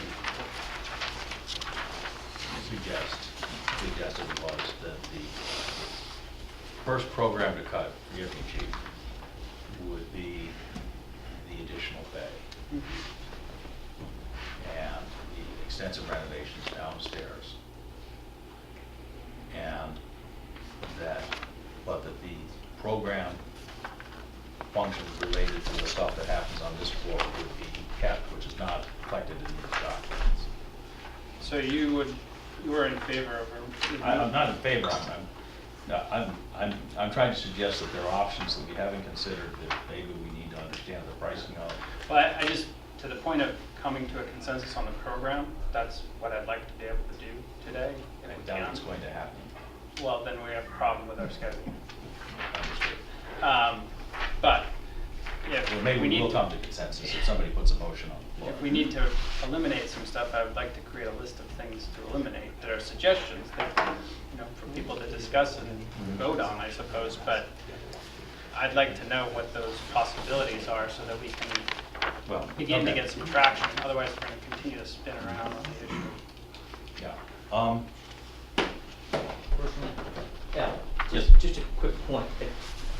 Correct me if I'm wrong, but I think the members of the Board of Selectmen are meeting with St. Mark's on the 30th. Yeah. I don't know if it would be a bad idea to have the committee maybe get some input from you guys as to what direction we're thinking about going. So they may have some type of idea as to what they need to ask for St. Mark's, or what proposal they may want to present to them. I think there are sort of 2 broad visions. Correct me if I'm wrong. One is essentially the expansion of the back of this lot. Yeah, in general, the back, but we are also moving the Side, whole too. side property line over by Well, so, 50 feet or so. yes. Two basic directions, either we go toward the intersection, or we go out back and widen it. Yeah, it's an One or option. two, roughly, right? Yeah, it's, If they needed some Yeah. direction. We're Yeah, either moving the it's- side property line a little bit, or moving it a lot. yeah, it's And if we option move it a lot, four. then we give them the whole backside. Right, as we could swap it compensation. out if it's. Yeah, it's option 4 or 6. And Sort of then the massive broad- changes broad to out. all these plans. That's Yeah. what I mean, we don't have the tools to make the decisions. We No, if don't have the If we knew layout. that option 6 was a non-starter, then that would ease that part of the discussion. But I think in terms of the programming discussion, that decision doesn't change the overall impact of the size of the building. Changes the size of the property, but not the building. Is, Yeah, I think what you said is accurate. I'm one of the representatives going to meet with St. Mark's, and the purpose of the discussion is to have a general overview as to this project and various options to the extent the town needed to acquire additional land and essentially take their temperature on that. So Chief, I don't think we need anything more definitive in terms of recommendation or an option. I do think, going with this satellite view is really the only document that I would expect to bring with me to the meeting and talk generally about. I mean, for instance, if St. Mark's says taking this much of the sustainable metal is just not something that the president can sell to the board of trustees of St. Mark's, then we'll know that, and really, there's really no need to discuss option 6 any further, I think. So that was the type of discussion that I was hoping to have with okay. Another question. Yeah? The existing figures you have here for square footage, that includes like hallways and so forth, stairwells, I would imagine. It's net square feet in the spaces themselves, so it doesn't include the interior. Like the efficiency Spaces. part, I'm trying to get to the efficiency. So of it. there is Like when they say existing, the new building. the we have spaces a- above in the chart are net, so they're just the rooms themselves. The line at the bottom, it's a gross square footage line, it's the very bottom line, that is the whole building. So the existing are these two buildings, the whole building includes stairs, corridors, mechanical rooms, all that stuff. And then the program spaces include all that grossing factor as well. So they're apples to apples on every line item. So Peter, if you want to know, existing, we're 78.5% efficient.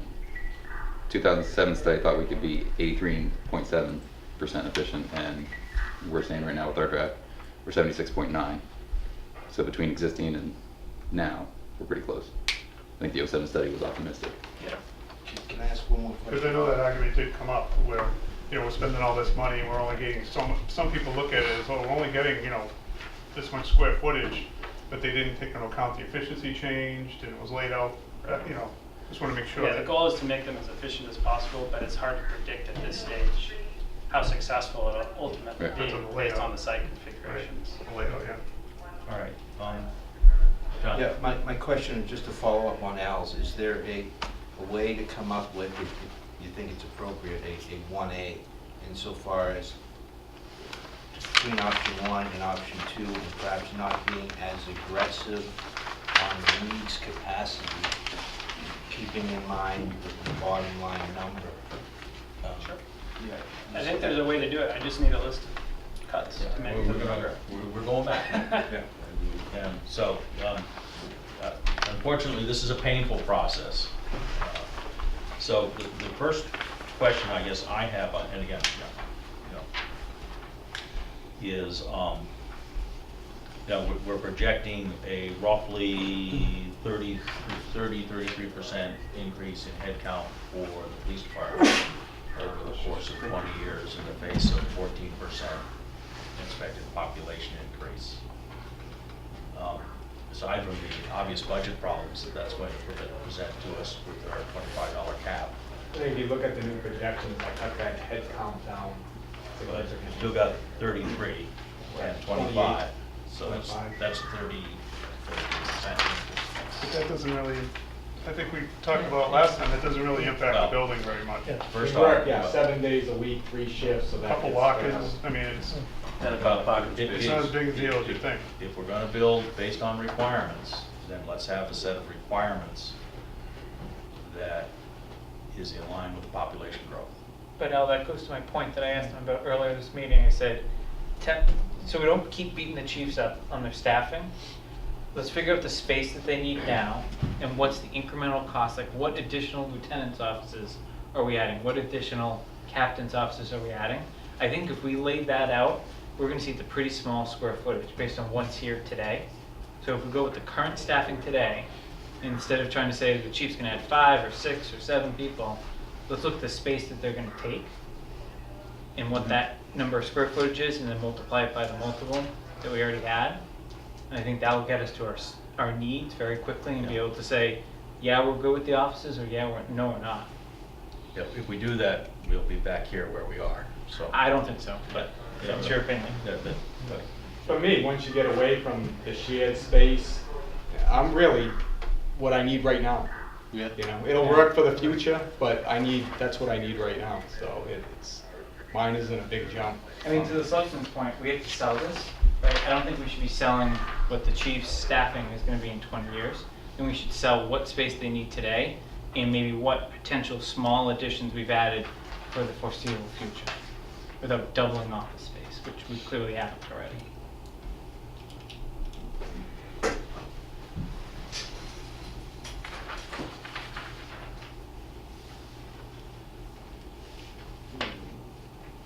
Okay.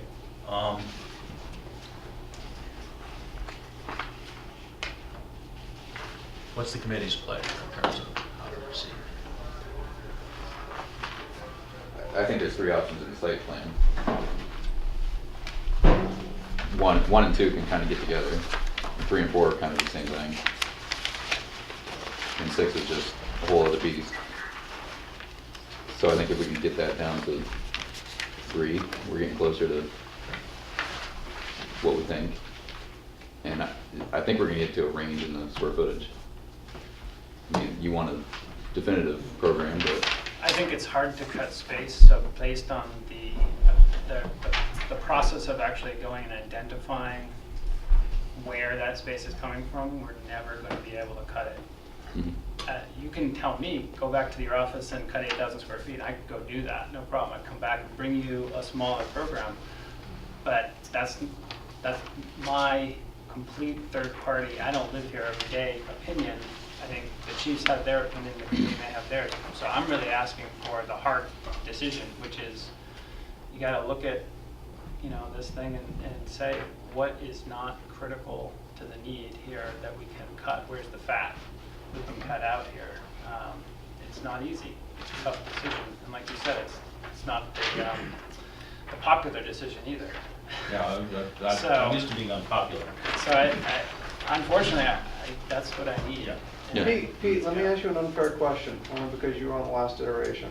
So when I take a look at the space numbers, when you look at the shared space, where they were in the 2007 study and where we're sitting now, the shared space is only 92 additional square feet.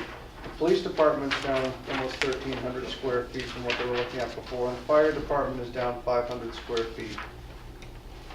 Where was the committee in terms of, and I realize that all fell apart, but what was the comfort level, I guess, at that point with the committee, the previous iteration in terms of the space numbers, because those space numbers are coming down, for fire, that even includes, an increase of, 2,600 square feet for the apparatus room.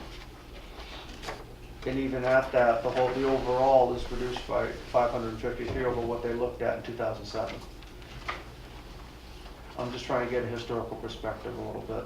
Well, I don't think they had the extra bay, wasn't part of the original plan, I don't think. Right. But I guess what I'm saying is that even with that 2,600 increase in fire, the overall square footage is still down 553 over what was being proposed back in 2007. Right. And they said back then it was too small. They said it wouldn't meet the needs. I think somebody had said it wouldn't meet the current needs even. Excuse me, also in 2007, they said that they were saying the budget would be $16 million, and that was to an old code, and it was how many years ago? 7? Yeah, 8 years ago. So, you know, that's not, you're not looking at a question. The other curiosity is that even though it is 553 square feet lower than the study, we've shifted the priorities around a little bit. So it's not sort of an even cut over every space, and every space isn't exactly where it was before. Weights have shifted, and certainly the apparatus space got bigger, Right. so a lot more weight has been placed on that space and less weight on others. But in general, it's like you say, it's pretty much the same. I am actually curious what the committee's perspective was on the adequacy of the space needs that was done. You're saying that they didn't think, even though they did the space needs, they didn't think it was actually enough space? Well, I think we started with a much bigger platform, and we went through the process to try and get the cost down, and we whittled it down, and we whittled it down, and we whittled it down, and we got to a number that we were comfortable with. But there were some people, I think, that were very late in the game, and I was somewhat disappointed to hear that they thought that it didn't need to meet current space needs. And here we were trying to forecast the building to meet needs 50 years from now. So that was, I think, one of the factors why it kind of got dropped. That's why I was kind of going over efficiency, and then like some people just look at the square footage. Okay, we're spending $15 million and we're only getting 6,000 more square feet. That seems like an awful lot. They don't understand the whole. We understand it because we're spending hours on it, but the average person at town meetings is going to pick that up and kind of just go for the numbers. I hope we don't have to give this to anybody at town meeting. My gosh. And that's part of we're going to take that into It's just consideration because we're going to sell this. Not That's user-friendly, back to what she said. We have to sell it. But it does make me nervous that in the past study that a number not so different from what we're proposing now was deemed inadequate by folks on that committee. So keeping that in mind, I think it was the I'm municipal hesitant to make facilities manager or the director at the time that said that. Yeah. That was something that was late in the game, and he didn't share that with us until the 9th hour. Well, let me, I'm sorry, let me ask the question a different way, because you will never find me not having my finger on the money. My real quick back of the envelope calculation is that the average impact on a household in Southborough is going to be on the order of $300 a year. Sound about right to you, Brian, at 1.6 million? 1.6 million, could be between, it could be Yeah, it's close, ballpark, right? there, at least to start. Yeah. Is that Well- just if you do it through taxes? Yeah, that's full. Yeah, if you raise 20 million in taxes. Are you predicting any revenue increase, like Park Central or something like that? No. This is Kentucky Windy. It's based on, I can be off by 50 Is that bucks. a $20 million figure out? Yeah, that's a 20 So million. maybe 18 if we can get rid of some Yeah. old buildings? We're still, maybe 18 if we can get rid of some old buildings, but, no.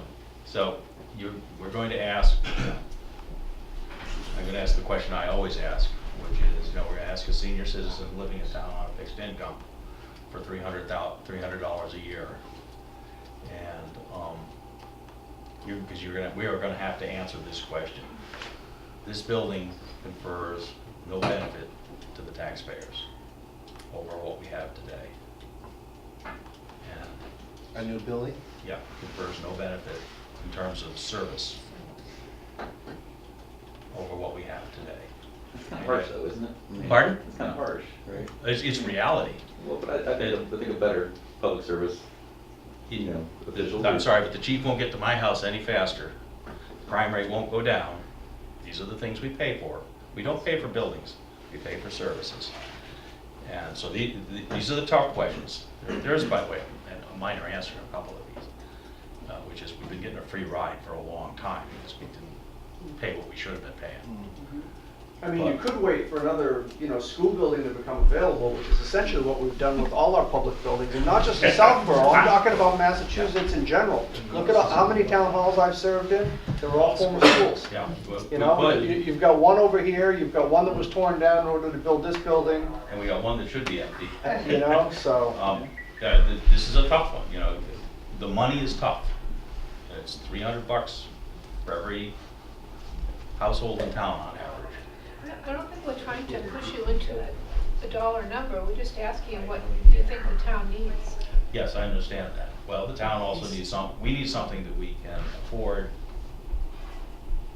and that we can actually build. So, I mean, should we go back to the program as Yeah. Jeff suggested and pinpoint some of these larger Yeah, I spaces think and frankly, say, we gotta do you walk want through. it smaller? Because, where do we go? How can Yeah. we help you? You have a time frame. You have a town meeting that's a set date. You need some material from us by a certain date. How can we help you? Yep. Do you have a square footage in mind that you'd be comfortable with? I will make you a promise that within a week I will go through this. But, the plain fact is that I think we've got you're absolutely right. We have either, what are we gonna do? Are we really gonna, how much of this are we gonna build new, whether it's a complete gut or not? And, how much do we really need? Do we really need to, is this the time to be thinking about regional dispatch? No. I've We've come done from that. 2 states gone through for that the last 15 15 years. years. I don't see already it going did it. any further than it. When somebody brought it up. If every answer that comes back to the space requirements is no, You Yeah. wanna get something Yeah. for town meeting in April? yeah, You do studies on public safety dispatch, you're not gonna be ready. That's just the truth. Okay? If you want concurrent answers to the question, you're not gonna be ready. tell you what, let me make a suggestion. I'm going to ask the chiefs and the town administrator to sharpen their pencil once more, okay? Because, in the end, you guys sort of have a veto on this. And to go through the space requirements very carefully, with the understanding that, I want more than anything else to get something through town meeting. And we've got to get a number, we've got to get through town meeting. That's what we're done. But, and I don't want to put a proposal that I don't think, I don't want to put a proposal in front of town meeting that I can't vote for. I'd like to vote for something. And, I don't know whether that's the will of the rest of the committee. I'm being a little obnoxious here. But, I think we've got, as I say, the money, the requirements, and what we build, it's go round and round until you circle the drain far enough to get down the center. I just want to make sure we don't make the mistake, and I understand you think that the three of us have our head in the clouds on this stuff, but I want to make sure we don't make the mistake, to Bonnie's point, that we put something forward and people say, wait a minute, we're spending all this and this is what we're getting, which is kind of the other end of the argument you're making. Yeah, and I don't want to make the mistake that we made with the schools, Yeah. which was we built way too much. Was going back and getting more money because we didn't ask for what they needed the first No, time? for grossly overbuilding versus what the real requirements were. Let's say we did overbuild, Yeah. right? Let's just say we put forward a proposal. You have a ton of shared space that doesn't have access, but that the public can access. If that ever became an issue, you repurpose some of the shared space.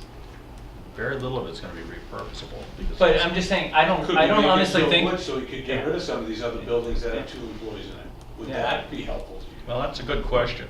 Do you know what I mean? That's- So, I mean, if we start thinking of it that way, we have buildings with 2 people in them or less that we're trying to get rid of. If we had the shared space come into here, would that make you happier if we repurpose some of the shared space to do other departments as well? Could that be something we looked at, like bringing different? A lot of what you guys do is relatively secure. Is that something that's worth considering, chiefs? What's When I look that? at the shared space, I mean, you have a lobby, you have dispatch, a gym, and a training room. I don't know whether it's office space that, unless you want to start expanding the project even further. John, were you talking about, for instance, having recreation come over and share this space? No, like youth and family services could be in here. Yeah. You know, that's only, what, 2 An employees, office. 2.5, an office space. It's secure, it's safe for the kids that they need to talk to. Yeah. You know, that, just like that, I'm just trying to offset Al a little bit to try to, Okay. to get it to work in here. That's what I meant. No, rec I don't think would fit in because they need more space for their programs and stuff like that. But something like youth and family, yeah, maybe. But just for the sake of argument, I mean, you know, once cable moves out of Fayetteville, they're the only office that's left, and we're looking to move them. I've already brought it before the Board of Selectmen to put an article on town meeting for the disposition of Fayetteville. Exactly, Okay. but that's what I'm So- saying, like, I'm Right. just trying to figure out how we can make everybody on this committee happy, so we don't Right. have a minority report within our own group, because I don't think that will help anybody. So I'm just trying to figure out how we can appease things and get things done. Have we ever tried anything like that? Or why aren't we now if our schools are too big? I mean, can we, And we what? I haven't lived here long enough, so. Back to Al's original comment, I think that goes beyond the scope of this committee. Exactly. So it's an But no, but has the town even it tried does anything open like up that? Build something require the- larger? No, you taking other services from elsewhere and putting them into an unused building. Oh, we've moved people around constantly. It's a Yeah. political three-bank shot. We have homeless departments, yes. We do. Shuffling them. Al, I know you want the chiefs to resharpen their square footage. I think we can tell there's a variety of views Yeah. on whether the space is adequate or not. But I think what would be helpful is kind of the finance guy sitting up here is, what are other towns, what have they approved? You know, and look at our peer towns, smaller and larger. I think, you know, I can go to the research, or Jeff and Alan probably have a list of towns they've helped and their competitors have helped. What they've approved, that's a slide that goes up to town meeting. And, you know, personally, the town that I work in right now, they're a smaller community than here. They're looking at a number a lot bigger than this. For a shared facility, same exact needs. So I sit here and I look here and I'm not running away from this. So I think if we put some perspective around this for the community, regardless whether we like the number or not, no one wants an increase to the property tax bill. But if you put perspective around it, something's gonna have to be done sometime. So, you know, it's just a matter of when you're gonna pull the trigger. So I guess my question would be, do Jeff and Ellen already have something like this? Or should we go and do our research? Yeah, no, we have some information about recent public safety facilities, how big they've been. Both yours and your competitors? or just Yeah, ones we in have some town? information on the competitors. It's harder as information comes out. We don't Okay. quite know Let me, apples to apples, but the biggest thing is the community comparison too. Yeah. Because you guys might need to weigh in if there's certain communities that you compare and you say, well, we don't want to compare to them because nobody will vote. Right, I think if we get the list, then It's a our huge job town. is to sell it, yeah. okay, let me see if I can make this a little simpler. Is there a motion to eliminate option 2? Option 2, we get, make motion that we can discuss it. I would say option 1 first, because it doesn't meet the needs of all the fire stations. Right? There's nothing there for the I'm fire station. gonna try and go for the ones that we can get unanimity on first. I like 1.5. I like 1.5 too. But I agree with John, we gotta narrow these down. Actually, is there a motion, let me try it slightly differently. Is there a motion to request that the we have already requested that the Board of Selectmen approach St. Mark's for the purpose of acquiring additional land. So we don't need to do that. I don't think we can do anything without that We information. need that first, right? I said that at the last meeting. Yeah. We can't do anything unless we know what we're working with. I think the only option that I would be comfortable eliminating is option 1, because no matter what you do with the space, no matter how much the chiefs sharpen their pencil, you're not even coming close to accommodating the fire department's needs. Because option one doesn't have the new bay either. Just painting. It's Yeah. option two minus Rip the bay. carpet up, fix the ceiling tiles, no structural upgrades.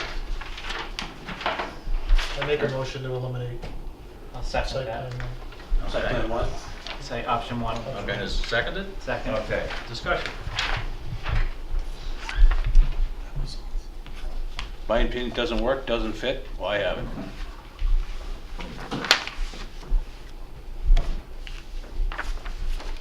Yeah, I agree. I would say, even though I'm very much in favor of eliminating this option, we need to make sure we keep this, because this is the Yeah. base of what we showed town meeting.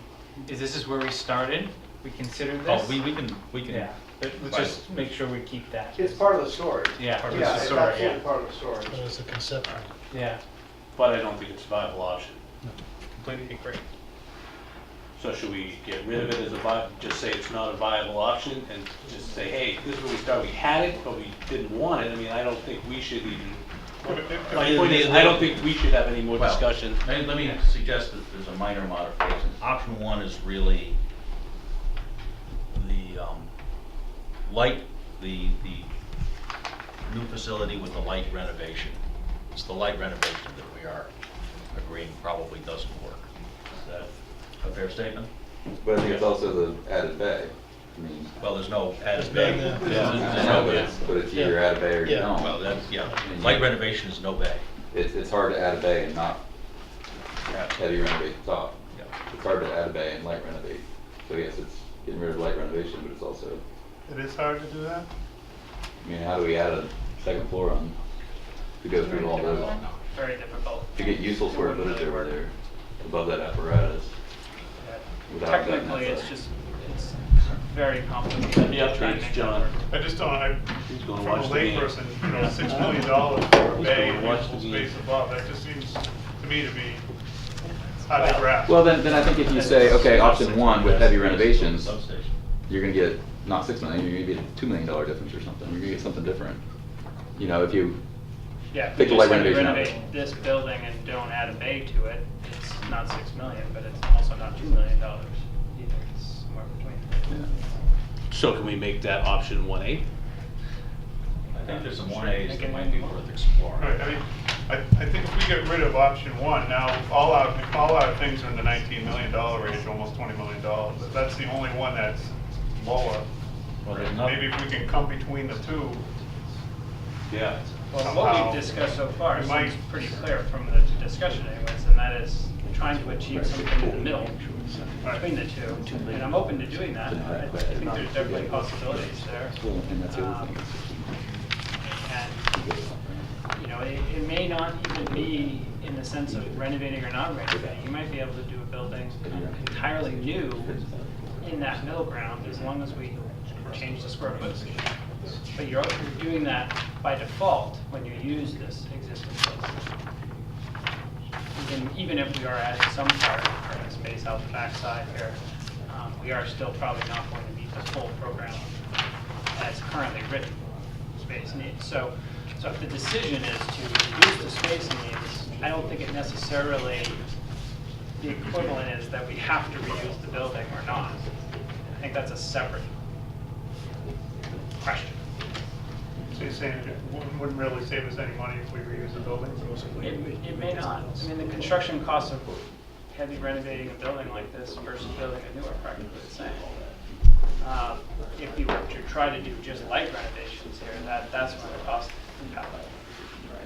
comes into play. And there's no way we can do light renovations with the addition? It's incredibly difficult technically to do it for the structural reasons, for mechanical. You know, you can't really expand the mechanical system to heat that portion. You have to kind of buy a new mechanical system, and that's complex and expensive. I mean, if you're gonna, you could potentially run it off a new building, but it depends on how it's configured. There essentially needs to be a seismic joint between the little bay addition and the rest of the building, which is expensive. $6 million expensive though? No, I mean, all these That's things what are we're added. trying to get at, you know? Jeff, correct me if I'm wrong. If you do a renovation to this building, I mean, depending on what option you do under the building code, if you do, even if you connect this to the new building, wouldn't this be considered a new portion of the building that would have to be brought up to code? If you're just reusing it by itself without really doing anything major to it, you don't have to do anything, it's grandfathered.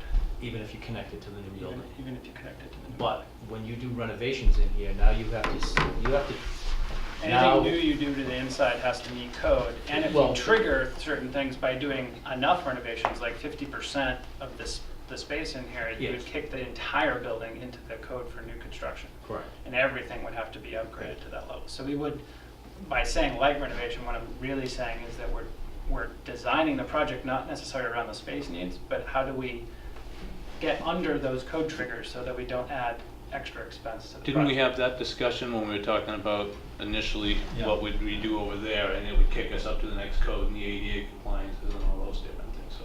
Right, I mean, at a certain level, because of the offices you have here, you'd like to have ADA compliance, but we might be able to get that just by entering in off the upper level. You definitely would need to have a sprinkler system because of the threshold for that is so low that you'll easily surpass it. So we'd be putting in retrofitting a sprinkler system into this building, but we try to avoid the structural pieces, and we try to avoid the entire overhaul code-wise for the entire building by doing less than 50% of the area. But it's a tough battle. So adding a bay to it may work. It's just one of those things I can't tell you. It's because it's a much more complicated analysis to do. Well, it just seems if the bay meets the fire department's needs, and the square footage meets their needs, and could do a light renovation and bring the price down, I think that might help some of the people that are worried about the price. The I am point too, is, you the know. bay may trigger the 50%, Right. and then the whole building would have to be But upgraded. you're talking square Structurally. footage, right? One bay, one bay? Doesn't matter, it's based on the value of the project. So 50% is for the code, it's based on area, and ADA is based on the value of the building, All right. and so is the sprinkler requirements, the value of the work that you're doing. Is it worth looking at?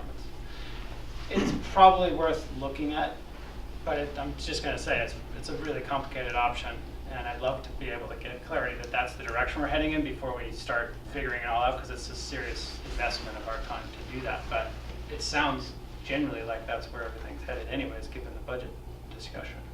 Let me ask a slightly different question, different way of skinning the cat. The bay issue is related to equipment which is currently stored outside. There's some number of square feet that we ought to have under cover of some form that we don't have now, right? Yes. And the tightness of the space down there now. Yeah. We stack apparatus and it's very narrow getting in between the vehicles, so. Could that requirement be met with a separate building on this site, or equipment which was less frequently used? I'm asking you this, the smaller equipment that, might reasonably. Are you talking about expanding the site at the upper part? No, because you can see from the diagrams that there's very little, you weren't We needing have the ability to ask for land. Which vehicles do you I think mean- would be seldomly used? Boat? Yeah, the boat. Is there anything else besides that? We've got the boat. I was only getting So about essentially, we were going to be building a facility for a boat, because everything else, because it's being used so frequently, would have to have immediate access from the interior of the building for response time. I was only getting about 75 parking spaces without expanding the land. Then you take away another 11 for trailers. We're down to what you have now. Once again, So to add we have the extra ability to building- ask for land. Yeah, I don't think the land is so much the issue. I think the issue is more about the programmatic need of the Yeah, fire if department. it doesn't work, that's a different question. Yeah, and that's what I was getting at with asking them, what of the total number of pieces that they have, what would actually work in an outbuilding? And the boat's one of them. I don't know if there's anything else. Well, Maybe if you had a reserve piece that you really never use, but. Well, we have right 3 now you pumpers, use- right? We have 3 pumpers. Two, I'm sorry. So I think we should come up with two options, one that fits the budgetary needs and one that fits the space needs. That's what we should try to bring before, whether it's, you know, I'm sure there's one that you're gonna, no way, I'm not gonna do it. But it fits, you know, and it works. And then one that makes the fiscally conservative, also known as cheapskates, happen. Because you're assuming that the space needs the way we presented tonight is correct. What's that? Are you assuming the space needs? I personally believe this, but that's just me. I mean, if we did a We're straw back poll, to maybe the- there's other people that think that as well in this Keep going in a committee. circle about whether the space needs are correct or whether they need to be altered. Sounds drain theory. Yeah, I think there's people here that think the space needs are great, and I think there's people here that think they're not. I So, mean, is it ready for a vote, or you're wanting more time to look at space needs, or, you know, I'm not sure where we are with space needs. Well, and I don't know how we design to a budget right now. I mean, right. Yeah. What's our budget, right? We don't have one. I So, don't think we should be setting the budget based on the feedback we got from the Board of Selectmen until we meet with the Selectmen and the advisory. I think we should bring them maybe high and low. And I don't think we should look, the bottom number should be on there, and we should say we did as much as we could to cut it. This is what you're losing with going with the low end. This is what you're getting with going with the high end. You know, pick which one you want to move forward with based on all the factors that we'll list out at that time. Certainly, what we How would much say. time are we, I'm sorry, how much time are we messing with your schedule by all this indecision? In that terms we're of the doing? schedule process, we are supposed to have a final result the week of Christmas, the Monday of that same week. And that's like, we're presenting the final process, so all the discussion should have already happened before then, which means realistically, we have 2 more meetings. I think actually you got a good One more suggestion here. meeting? yeah, 4 weeks. Yeah, so we have 1 more meeting after this. Because I think, you know, the question is, in some sense, we went to town meeting with a $20 million proposal, because they're all $20 million proposals, and it failed. What would you come back with? And, which is, you know, what would the space needs be that you would identify for round 2? That's kind of the negotiation.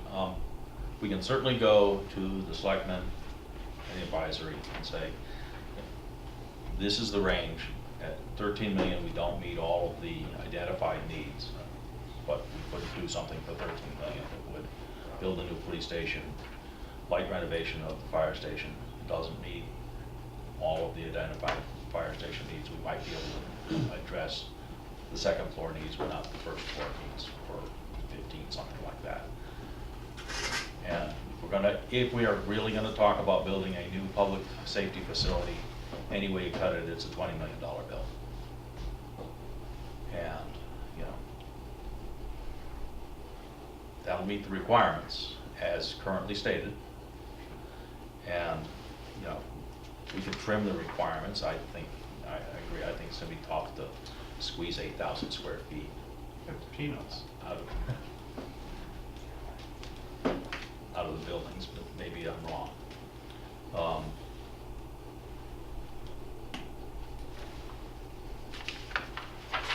And so I guess, To your earlier point, Al, I mean, I have no problem going back with the chiefs and sitting down with, you know, with the consultants and taking a look and seeing where we can sharpen. I was just talking with the chief, I mean, but I got a feeling sharpening is gonna be probably somewhere less than 1,000 square feet.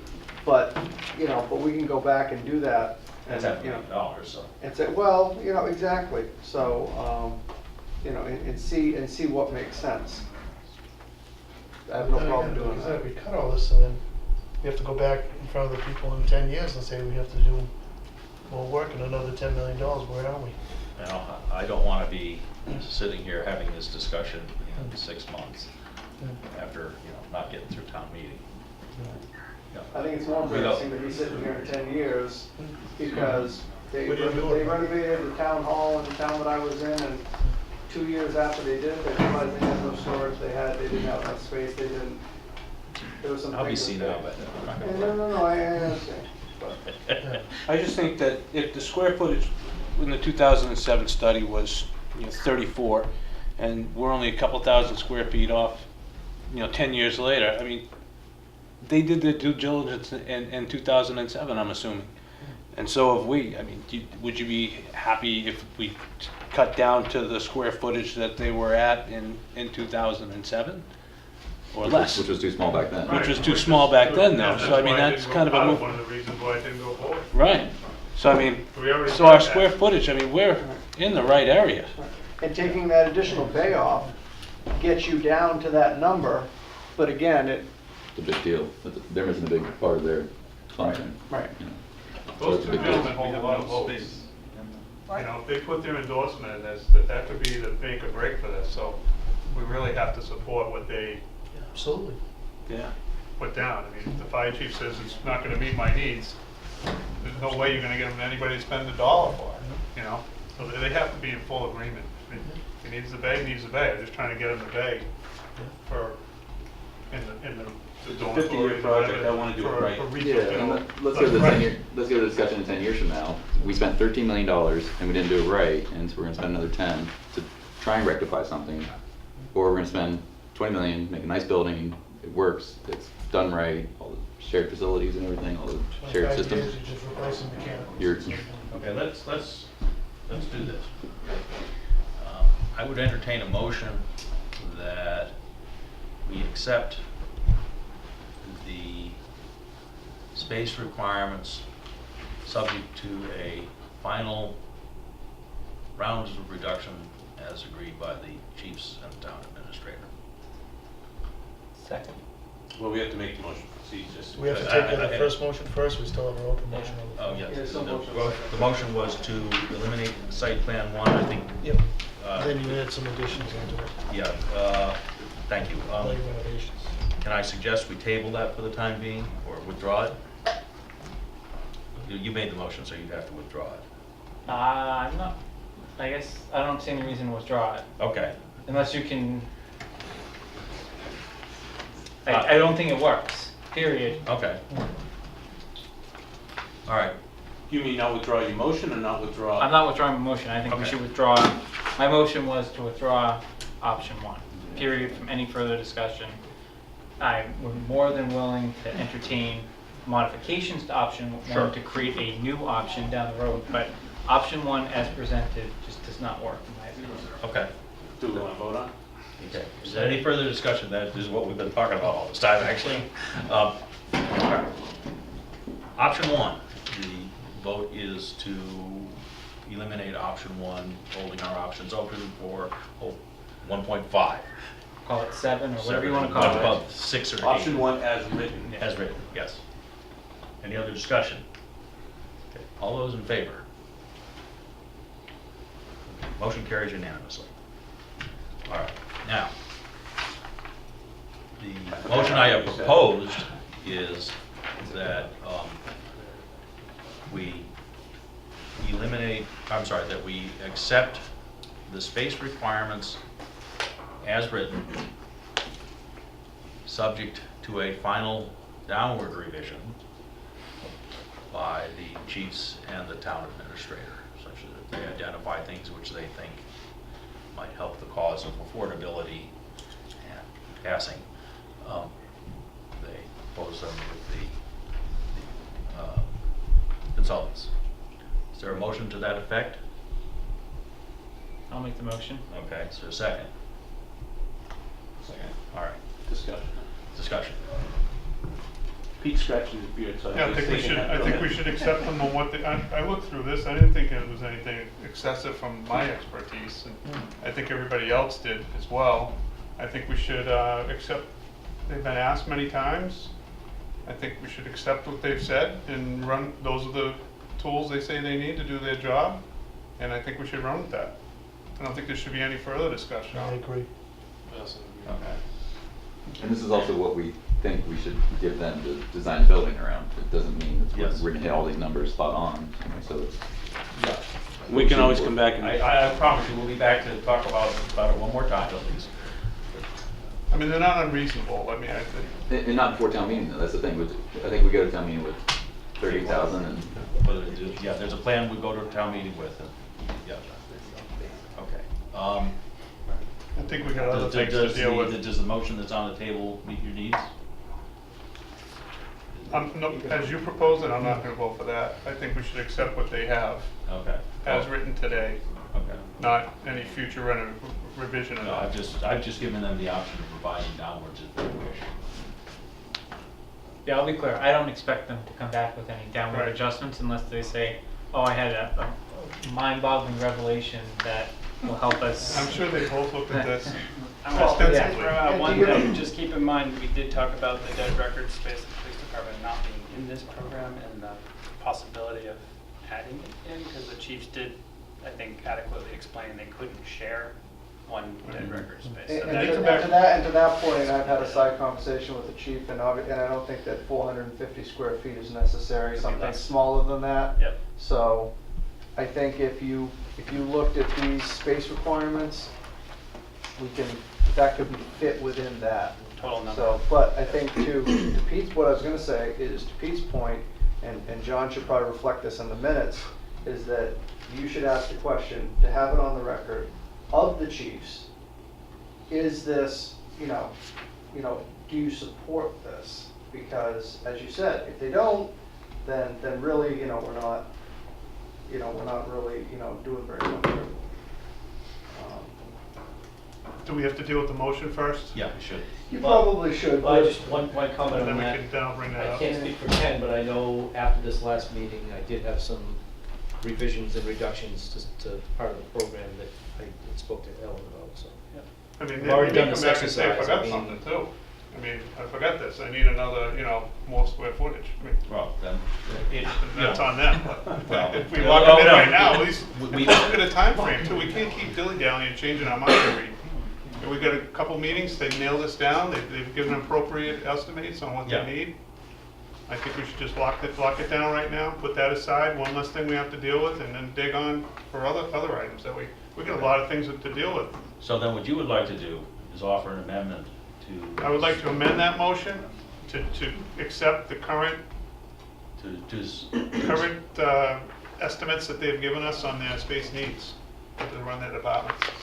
Okay. And are both chiefs, Providing that they say in a meeting Deal that one that those needs are adequate to run their department for the next, what is it, 30 years we're going for? Or? I think it's a lot longer than 30, it's $120 million, so, I mean, you can throw that number out at town meeting, I think it's 50 to 70. But can we get on record that you gentlemen both agree that those numbers are adequate in there? We'll do that one in the next motion.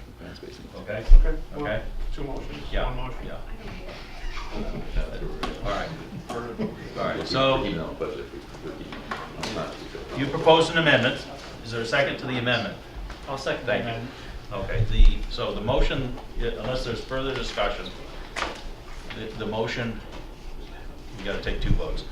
The motion is to accept the requirements as written, which means that we would be stripping the language, giving the town administrator and chiefs a final review and reduction.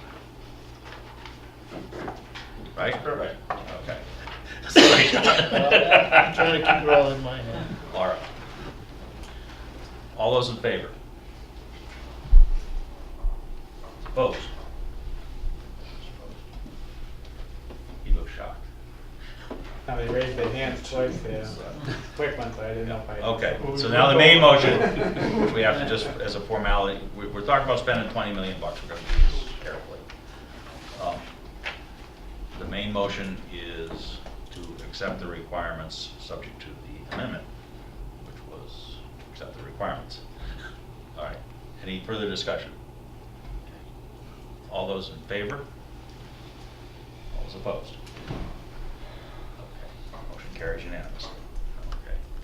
The next motion I will entertain is a formal request to the chief of police and to the chief of the fire department as to whether these requirements accurately reflect their expected needs for the foreseeable future.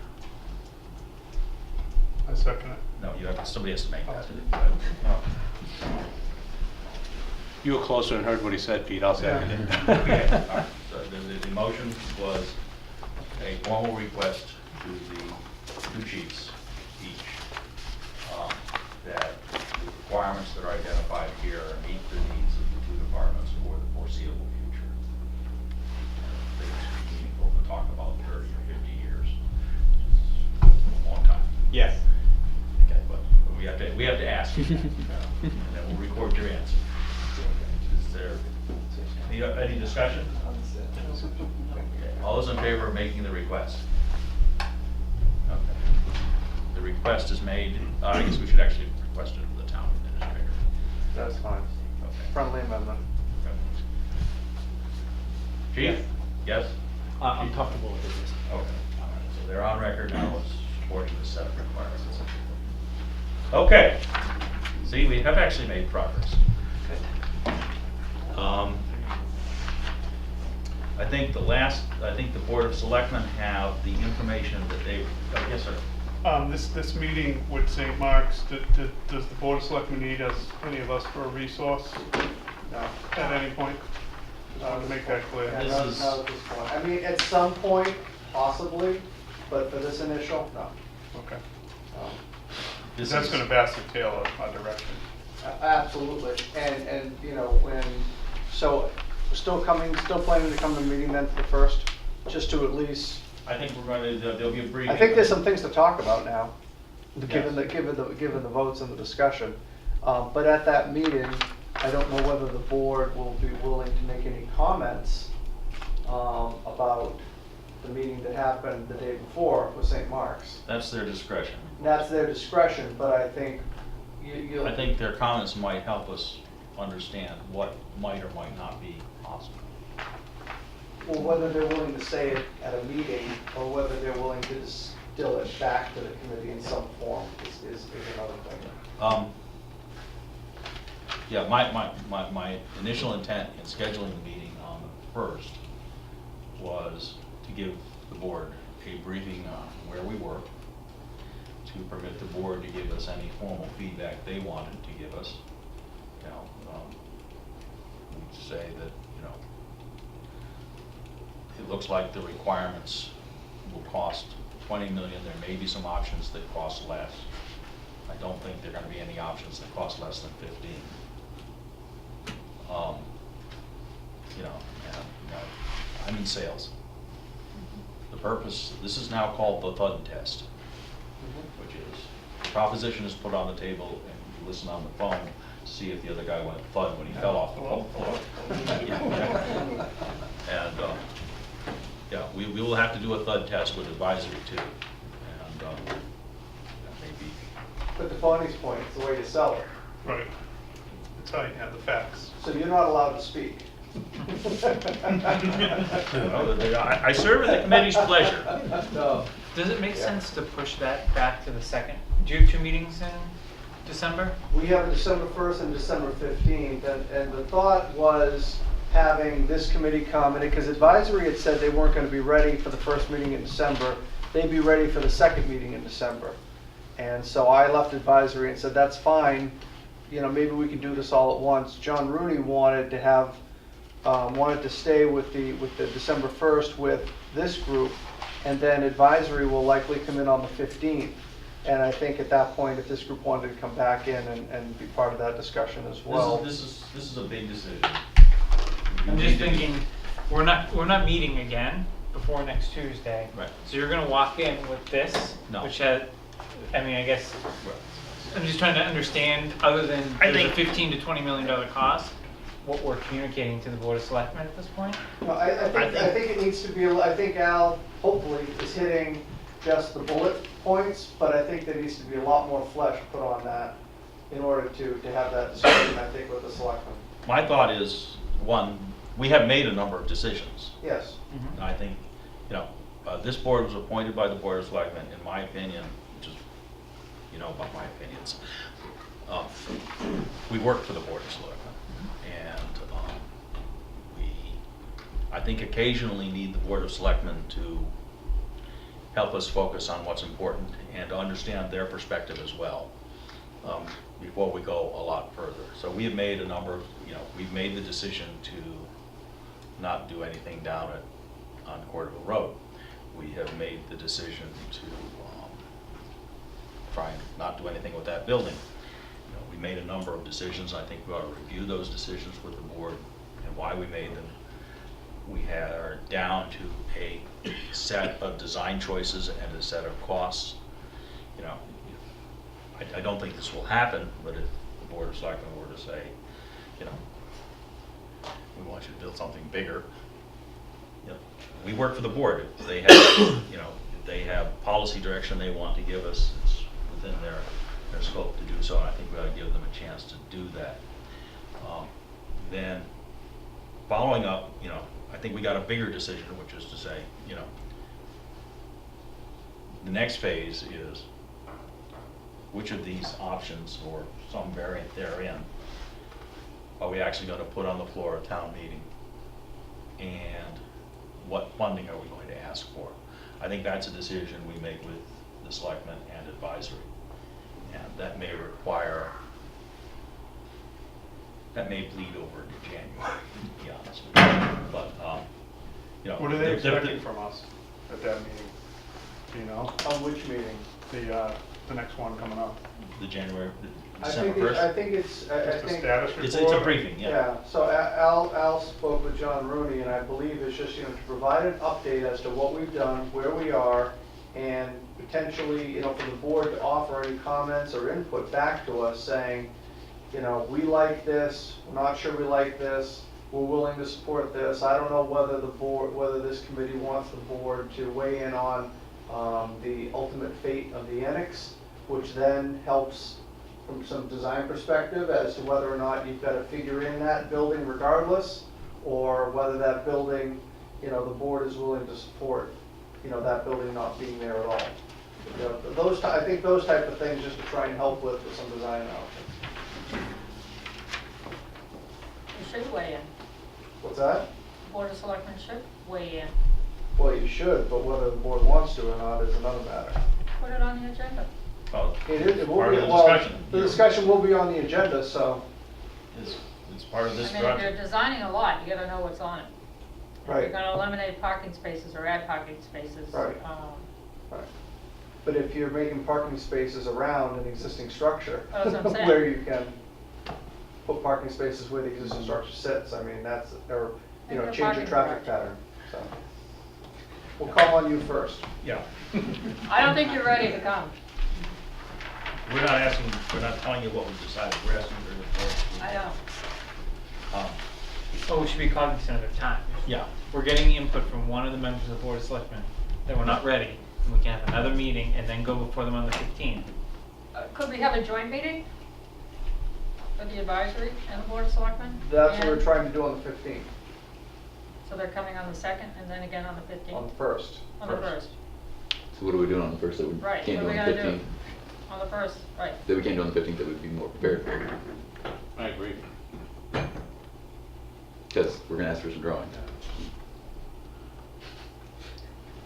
Mr. Chairman, that's, What are we doing next week? ball's in your court now. I'm not the chairman of the board. No, well, no, I'm looking at him. No. The chair of the committee. So, I mean, I understand why Al wants to come before the committee, come before the Board of Selectmen to try and get some input and some things. He did hear some comments tonight from two of you. I offered Mr. Semino's comments regarding the parking issue. I think Jason makes a good point, though, that you want to make sure what you put out there isn't convoluted, confusing. You know, there needs to be some, you know, to make sure that the discussion has value. Because as Al's pointed out, I mean, the time frame is short for us to get something done, and you need to make sure that message, you know, is not changing, confusing, which is the whole point why I was concerned that advisory puts a number out there so soon, you know, before we even get our legs under us. But A joint meeting sounds good. I serve at the pleasure of the board. The chairman had, you know, Do you want to talk to the chairman of the Board of Selectmen and come back to us? Given the feedback that we've all given? I think it's important to meet with the board.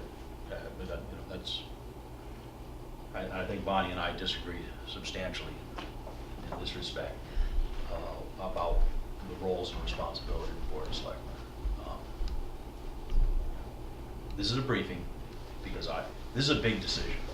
And I don't think, if we meet with advisory on the 15th, I'm probably going to meet with advisory on the 14th, just because they have a meeting, and I'll give them an update to it. By the way, we will we'll do it as a public meeting if that's the committee's choice.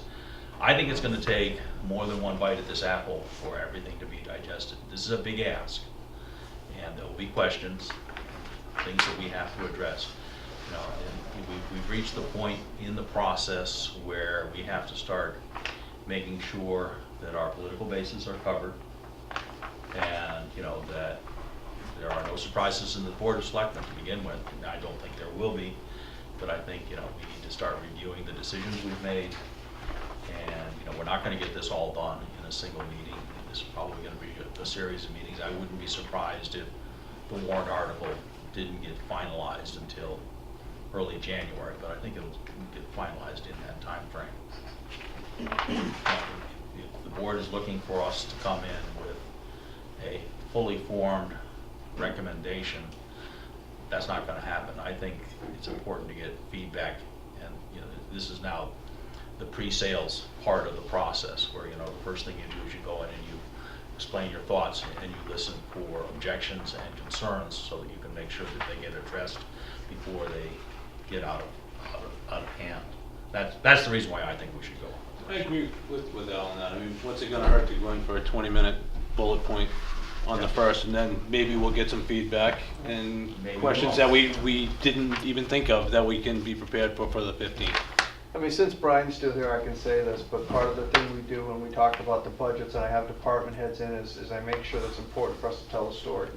And I think that to this point, we can tell the story, here's where we started, here's what we've done, here's where we're at, and then here's what we need to do moving forward from this point. And these are the next pieces. So, yeah, I think that has value, so I If that's what agree with we're you. doing, I'm Yeah. totally in favor. Yeah. That's I don't think that's they telling expect the the story, full- that's fine. No, no, Yeah. no, We just haven't hit the climax. Just communicate. yet. No. Yeah. Simple communication. Yep, and I Can't think hurt. that the big meeting would be on the 15th, where we really go into more detail. But this is I mean, more I think fact-finding, briefing, kind of. I agree. Yeah. I agree with Al on that one. I think you could go in next week with the program says what we've settled on, and you could go with option 2, option 3, and option 6, and say, we keep the building, we move the entire building up front, or we renovate this and add on to the back. Because that's kind of, if you distill it down, that's what you got. So, it's like, here's our site options. Some might work, some work better than others. Yeah, but to Bonnie's point too, I think it's a sales issue too, because if you say, look, the 2007 study looked at 34,000 square feet. Where we currently are, what this committee is looking at is just over 36,000 square feet. The biggest difference between the two is the additional bay, which was almost 3,000 square feet. We're actually looking beyond, if you take the bay out of there, we're actually looking for less space than what was brought forward in 2000. So it's the sales, to your point, it's a sales issue. Whether you want to make that sales pitch or not, it's. But it's an easy sales pitch because we were working on it at 2 stations at the time. So the space needs for apparatus were different in 2007 than today. You're talking one facility versus 2. I think you can't go in there and kind of wing it.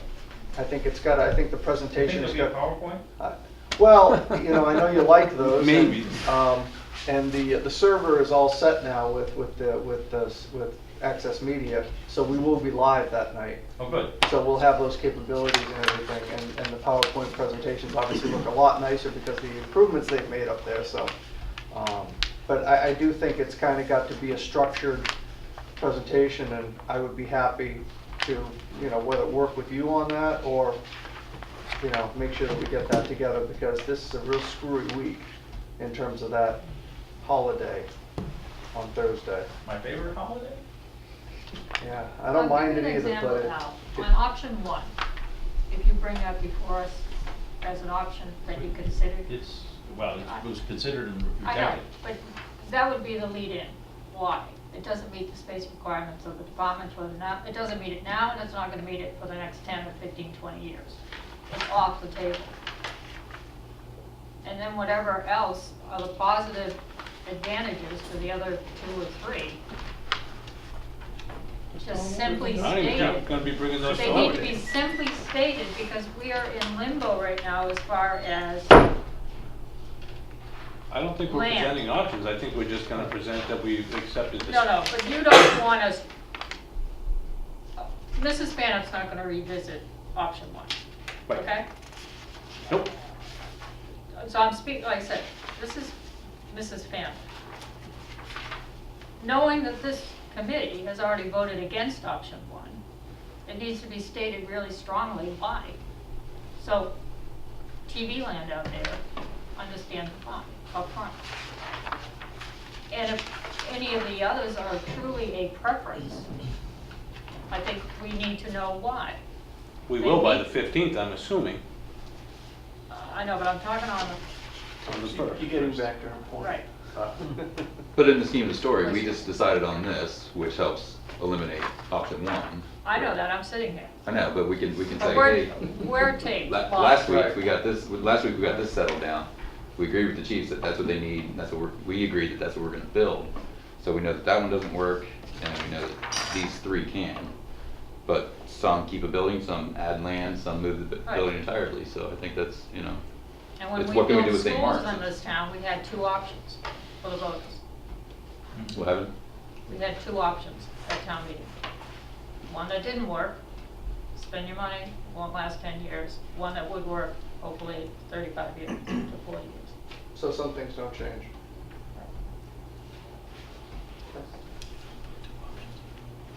Okay. I think I know what to do. We're going to do a very brief summary of what we've been doing for the last, sneaking up on a year, 9 months. We're going to describe the things that we have evaluated and decided don't work, and the reasons very briefly why. And that includes the Portico Road site and renovation of the Peters Annex. Yep. And option 1, which was the light renovation, no bay option. With really just building a police station and doing a light renovation of the fire station, that is. And that we are now looking at variations on, we'll call it 2 through 4. We're currently in discussions with our consultants about those. And there's good news and there's bad news. The good news is we're making steady progress. The bad news is it's gonna be really expensive. That's a fact, right? And, you know, there may be some opportunities for bringing the price tag down some. We'll struggle with those, but right now, the price tag looks like, any way you cut it, we're talking about something on the order of $20 million to meet the requirements which we have reviewed and which the chiefs support and which we have voted to accept. That's kind of, you know, all of the requirements, I think, except one, require the acquisition of land from St. Mark's.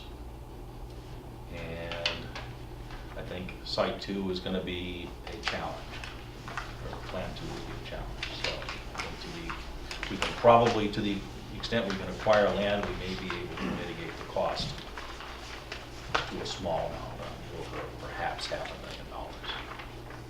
That's the presentation. And, you know, the Board of Selectmen wants us to continue moving in that direction, and we should ask them if we're on the right track or we're on the wrong track. And that's really the purpose of the meeting, and that was just the presentation. Does that make sense? I'll put in a slide for you about the correlation between the 2007 study and the space, Yep. and space and everything. All right. I will share it with you, Mark, before I'll share it with you. That's fine. Does that make sense? Are we making progress? We are making progress. I have one clarification to make about what we're going to do next. Okay. Because our next meeting is on the 7th. We're going to look at revised options. We're going to look at revised budgets. And we're going to take the program that we have, deal with that. And then technically, that would be our last meeting before the final meeting, which is the 21st. And I guess that's a tentative final meeting based on outcomes of next month. But in terms of the design options to pursue, definitely option 2, as you know, we can modify that to hopefully reduce the budget as much as possible with the renovation scope of this building. And then option 6 is still on the table, pending outcomes of negotiation with land.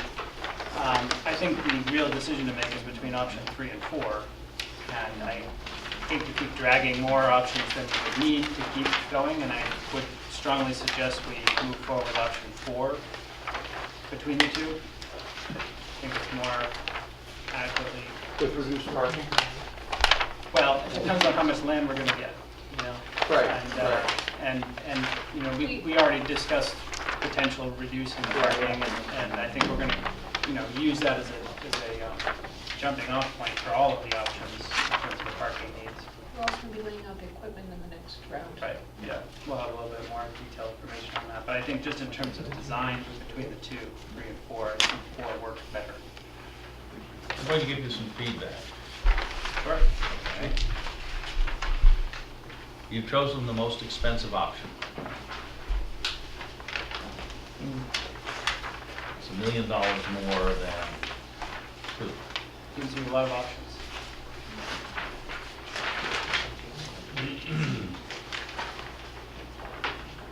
Part of the reason why we were saying we like that better is if you look at the layout of the site and the parking, you have secure parking and you have visitor parking, so it's. That's not worth $1 million. I think the resident starts to work We're also. willing to look at the budget again, but I'm just saying functionally, it works better for the way the movement works on the site and for the way the security, public and private works. Time out. Okay? You just heard me move by several $1 million. Am I right, Bonnie? I have no comment. You want to eliminate option 4, that's the corollary to this. You just said Well, you you- don't want you to spend an expressed extra it. $1 million bucks, so my ultimate goal is to try and eliminate another option from discussion, just so there's more clarity, and I think to the ultimate goal of coming to one option, it helps.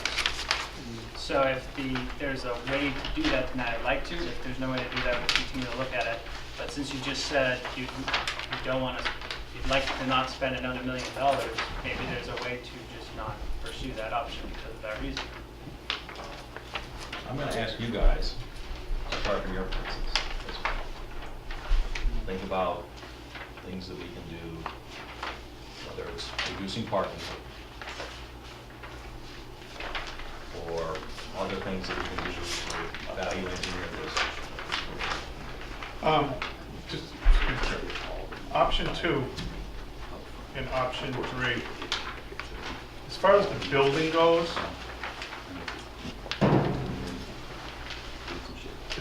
what's the price difference there? Do we have any idea what that might be? 3. I mean, I like the layout of option 3 as far as the, extra land and you can circle around, but I like the price tag of option 2. In my mind, the prices are so close that at the level that we are at the study, there's virtually no difference. Okay, so Can I borrow money from you? Yeah, sure. Half a Give million? anything I have in my pocket right now. Yeah. Um, Yeah, I'm sorry. One thing for option 3, I would not look forward in probably saving $500,000. I would not, that's the only option that would require the police to go into temporary facilities. So all the other options, would, I would get to stay where I am, and John will tell you, you just spent $430,000 for temporary setup. So that's really something to consider if you're, looking at cutting out $500,000 right there. I guess. Chief, do you like the flow of the traffic better on option 3 though? As far as the parking lot with that extra lane on the side of the building? I do, I would. That's what I was getting at. Seeing that- Basically option 2 with the parking lot of option 3. Just seeing that St. Mark said that they would be amenable, I think that, we're gonna get at least 35 feet from them or whatever, so we can make that happen in option 2. That's just my thinking. Yeah. you know, that really doesn't affect them in any way, shape, or form. We'd have the best of both You worlds. could have option three, you take the two blue buildings and move them, shift them to the left. You eliminate the driveway unless we get more land. But you Can we can- get more land? You can have more land. Great, we'll take it. You know, that's the negotiation. Our cost, I think the big issue is whether we're reusing this building or not. And right Yeah. now, if we don't keep option 4 on the table, we don't have any other option that has a new building up here, other than the one that puts it down at the bottom of the site. And I think that's wholly dependent on what St. Mark's is willing to give you guys. So I'm only proposing number 4 realistically because it gives us another option to do a new building up here. And I don't think there's that much difference between renovating at the scale we need to renovate in this option. It's different from option 2, which is trying to get it at a cheaper price. now my real, you guys beat me up on money. I'm beating you up on money right now. You are coming across to me, you'll come across to a bunch of other people as though you don't care about the taxpayers of the town of Southborough. I'm trying to give you as many options as possible. Understood. And that's really what I need, what my job is. That's what Understood. you've hired me to do. Yep. So that's what I'm trying to do. Okay. Okay. Jeff, is there a way to, if you're asking us to eliminate one, is there a way to articulate what's causing that price difference? Because I guess when I take a step back, I'm hearing the police chief say, I don't have temporary station in one instance and another I do, right? So that's Yeah. just one cost I'm seeing, and that's not correlating. Yeah, it's the In the math. renovation costs that help. Using the existing building helps drive the cost of that down to mitigate the fact that you do have to spend more money to house people temporarily off-site. But I guess as a professional, new is always better than old. If we just do a renovation, right, we may run into issues that we don't know Sure. about with this building. Yeah. And We will. we may run into issues 10 years because the boiler isn't right fit to the building or some, along those lines too, right? Certainly. Yeah, I mean, the reality is when we tear that building down, there may be surprises. Okay, Guaranteed it will be. I guarantee it too. So does John. All right, And a quick- sure. One more. Absolutely. We talked about looking into some avenues of relocating the fire department if we had to do that. Yeah. Did we make any headway on I've that? asked the chiefs to give me their space needs and what they would need, on a bare bones to, set up shop some other place. And I've asked our EDC coordinator to talk with realtors and look at some available space that we have within town. And then to find out, it's less of an issue for Right. for police than it is for fire, but is there gonna be an issue with response times? And maybe, do we end up finding a place to put police? Because again, response times aren't that much of an issue, but we're gonna have to do, we're gonna have to pay something for fire. So we are exploring that, and hopefully we can come up with, something in the next couple of weeks. At least what our potential options might be. I'm gonna make a suggestion. Just- That will hopefully save us some money, not a lot, but some.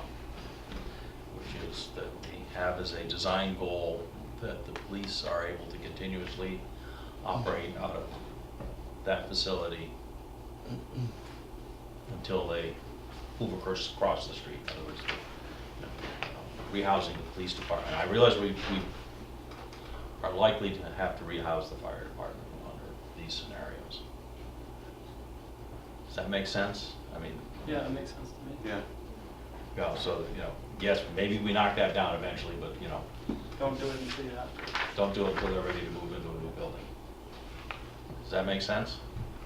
Is there a motion to that effect as a design goal? I'll make the motion. Second? Second that. Any further discussion? All those in favor? Motion passes unanimously. That's just to house the police. I'll just add, Yeah. not part of the motion, but we should make every effort to minimize the disruption to the fire department. But I Yeah. get, there's a lot more space that the fire department needs and with the bays, et cetera. I think it would be almost impossible to operate Yeah. anywhere else. Yeah. If we're gonna do particularly major renovation Not downstairs, fire department, but- we're gonna have to find a Option place. 6 should be able to almost keep both. Yeah, that's the only one that And one of the major reasons we were looking at option 6 was to be able to house both departments in their current situation without having to do anything. They could operate throughout the entire construction period. Right. Build a new building, bring it online, move them in. Is there a way of showing the costs roughly, like the, I'll call it the sunk cost to the taxpayers of temporary locations? I know There it's is, buried but in my there. numbers are educated guesses again. And Just something. I would prefer if we had the numbers from Mark in his research to be able to put even more education into those budgets, because if I'm off, you know, my numbers are half as much what they actually cost, it could potentially change that Mark, analysis. do you think Where you did you could, have it? I'm sorry. no, do you think you could have I'm assuming you're going to talk to Capital Group and maybe a couple of the large landlords in Yeah. town, probably Capital Group, Right. and see if they, I don't know, they're, you know, the gas company or something. If there's some, yeah, if there's some other realtors in the area that, you know, may have, that may have something or know some big space that may be coming available. I mean, you're looking for sort of Well, you got warehouse It- space, it's really. specialized buildings in specific locations. Well, I that's mean, what- there's nobody else that's gonna be able to go, oh, yeah, I have I a mean- spare fire station. I mean, there's real I mean, it's limited not gonna- options, I think, for fire, I think police, there may be some, you know, that's what I'm saying, we may be able to find something for police. How about the DPW? There's not much down there. Well, you know, could you operate So out of the basically you DPW make- garages for You're making a 6 test months? case for why it wouldn't work. Yeah, I know. Well, Yeah. Temporarily. Temporarily. Oh, yeah. But actually, let me ask, because this is obviously a big I mean, you deal. can promise not to have a medical in the next year or a fire, sure, go for it. But, I mean, they're there for a reason. Yeah. It all depends on the Yeah, time of the year. I mean, Yeah. let me ask a couple of other quick questions around this subject, because obviously, the thing we pay for is the service, not the building. Would it be possible to envision splitting things so that, you know, if you couldn't fit all of the equipment in one place, you might have it 2 places, at least, you know, during the transition period? I mean, you could, then we'd have to work out communications logistics as far as notification, radio systems, things like that, that would be the only thing, how you do 2 instead of 1. But you'd be able to split the equipment up too. Yeah. Yeah, or you might yeah, have 2 smaller spaces primary rather than one equipment big. in one building with staff, and then a separate building that just is heated and just has a garage, and people go get an apparatus that they Yeah. need. Not ideal. Do you think you could have that sort of, review those options for our next meeting, Mark? I can see what, yeah, I can look at those options and see what we have. Yeah. Sure. I mean, that's obviously, A, it's a big cost driver, and B, Yeah. it's a question we're gonna have to be able to answer, which is, you know, is the fire department gonna come for the next 6 months? Where are they gonna be?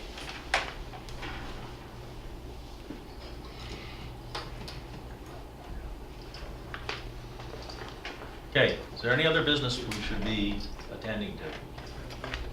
The next meeting, I unfortunately have to, I will be here, but unfortunately I believe at 7:30, so I have to leave early. Oh. Ellen will be here for the entire, Oh, she'll have to do double duty? she'll be capable, yes. Do you want more copies of those? What I'm gonna ask for, you send me the PD, can you Yes. put one of these in PowerPoints? Yeah. I know, is that possible? Yeah, Yes. yeah. They'll come out nicer on PowerPoint. Trust me, they're gonna be PowerPoint. Yeah, one way or the other. When do you do those PowerPoint? Oh! Tomorrow? No. Thursday or Friday. Thursday morning? Thursday morning. No. Can you take them to turkey? Can I get it by Wednesday? Mark, I'll send you the slides for your review on Thursday. There's one other piece of business, what I gave you earlier, if you want to. I think your pardon. If they might be interested in it. Oh. We have a bill from Dunham and Sweeney Architects for $2,050. Is there a motion? Let me ask this. Are you willing to allow the chair to approve invoices, or what's the proper procedure for Mark? Well, so I almost just paid it, So, but really the committee, you know, in the past, in my history with doing things like this, the committee approves the bill to be paid, and then I take care of it.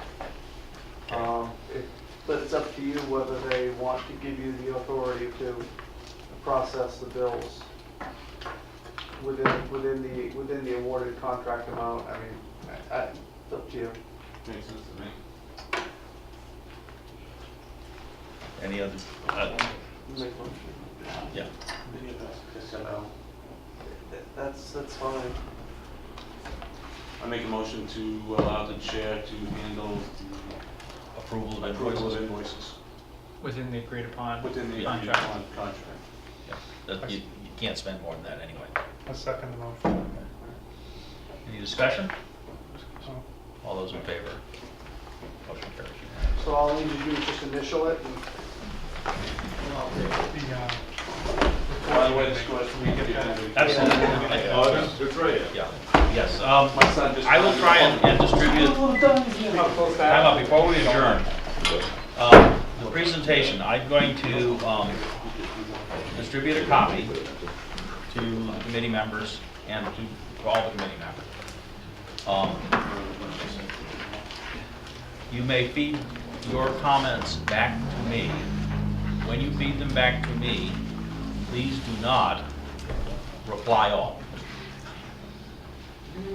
That would put us in open meeting danger, I believe. So that way, you know. Sure. Yeah, pardon? And then I can filter them as appropriate. Does that make sense? Makes sense.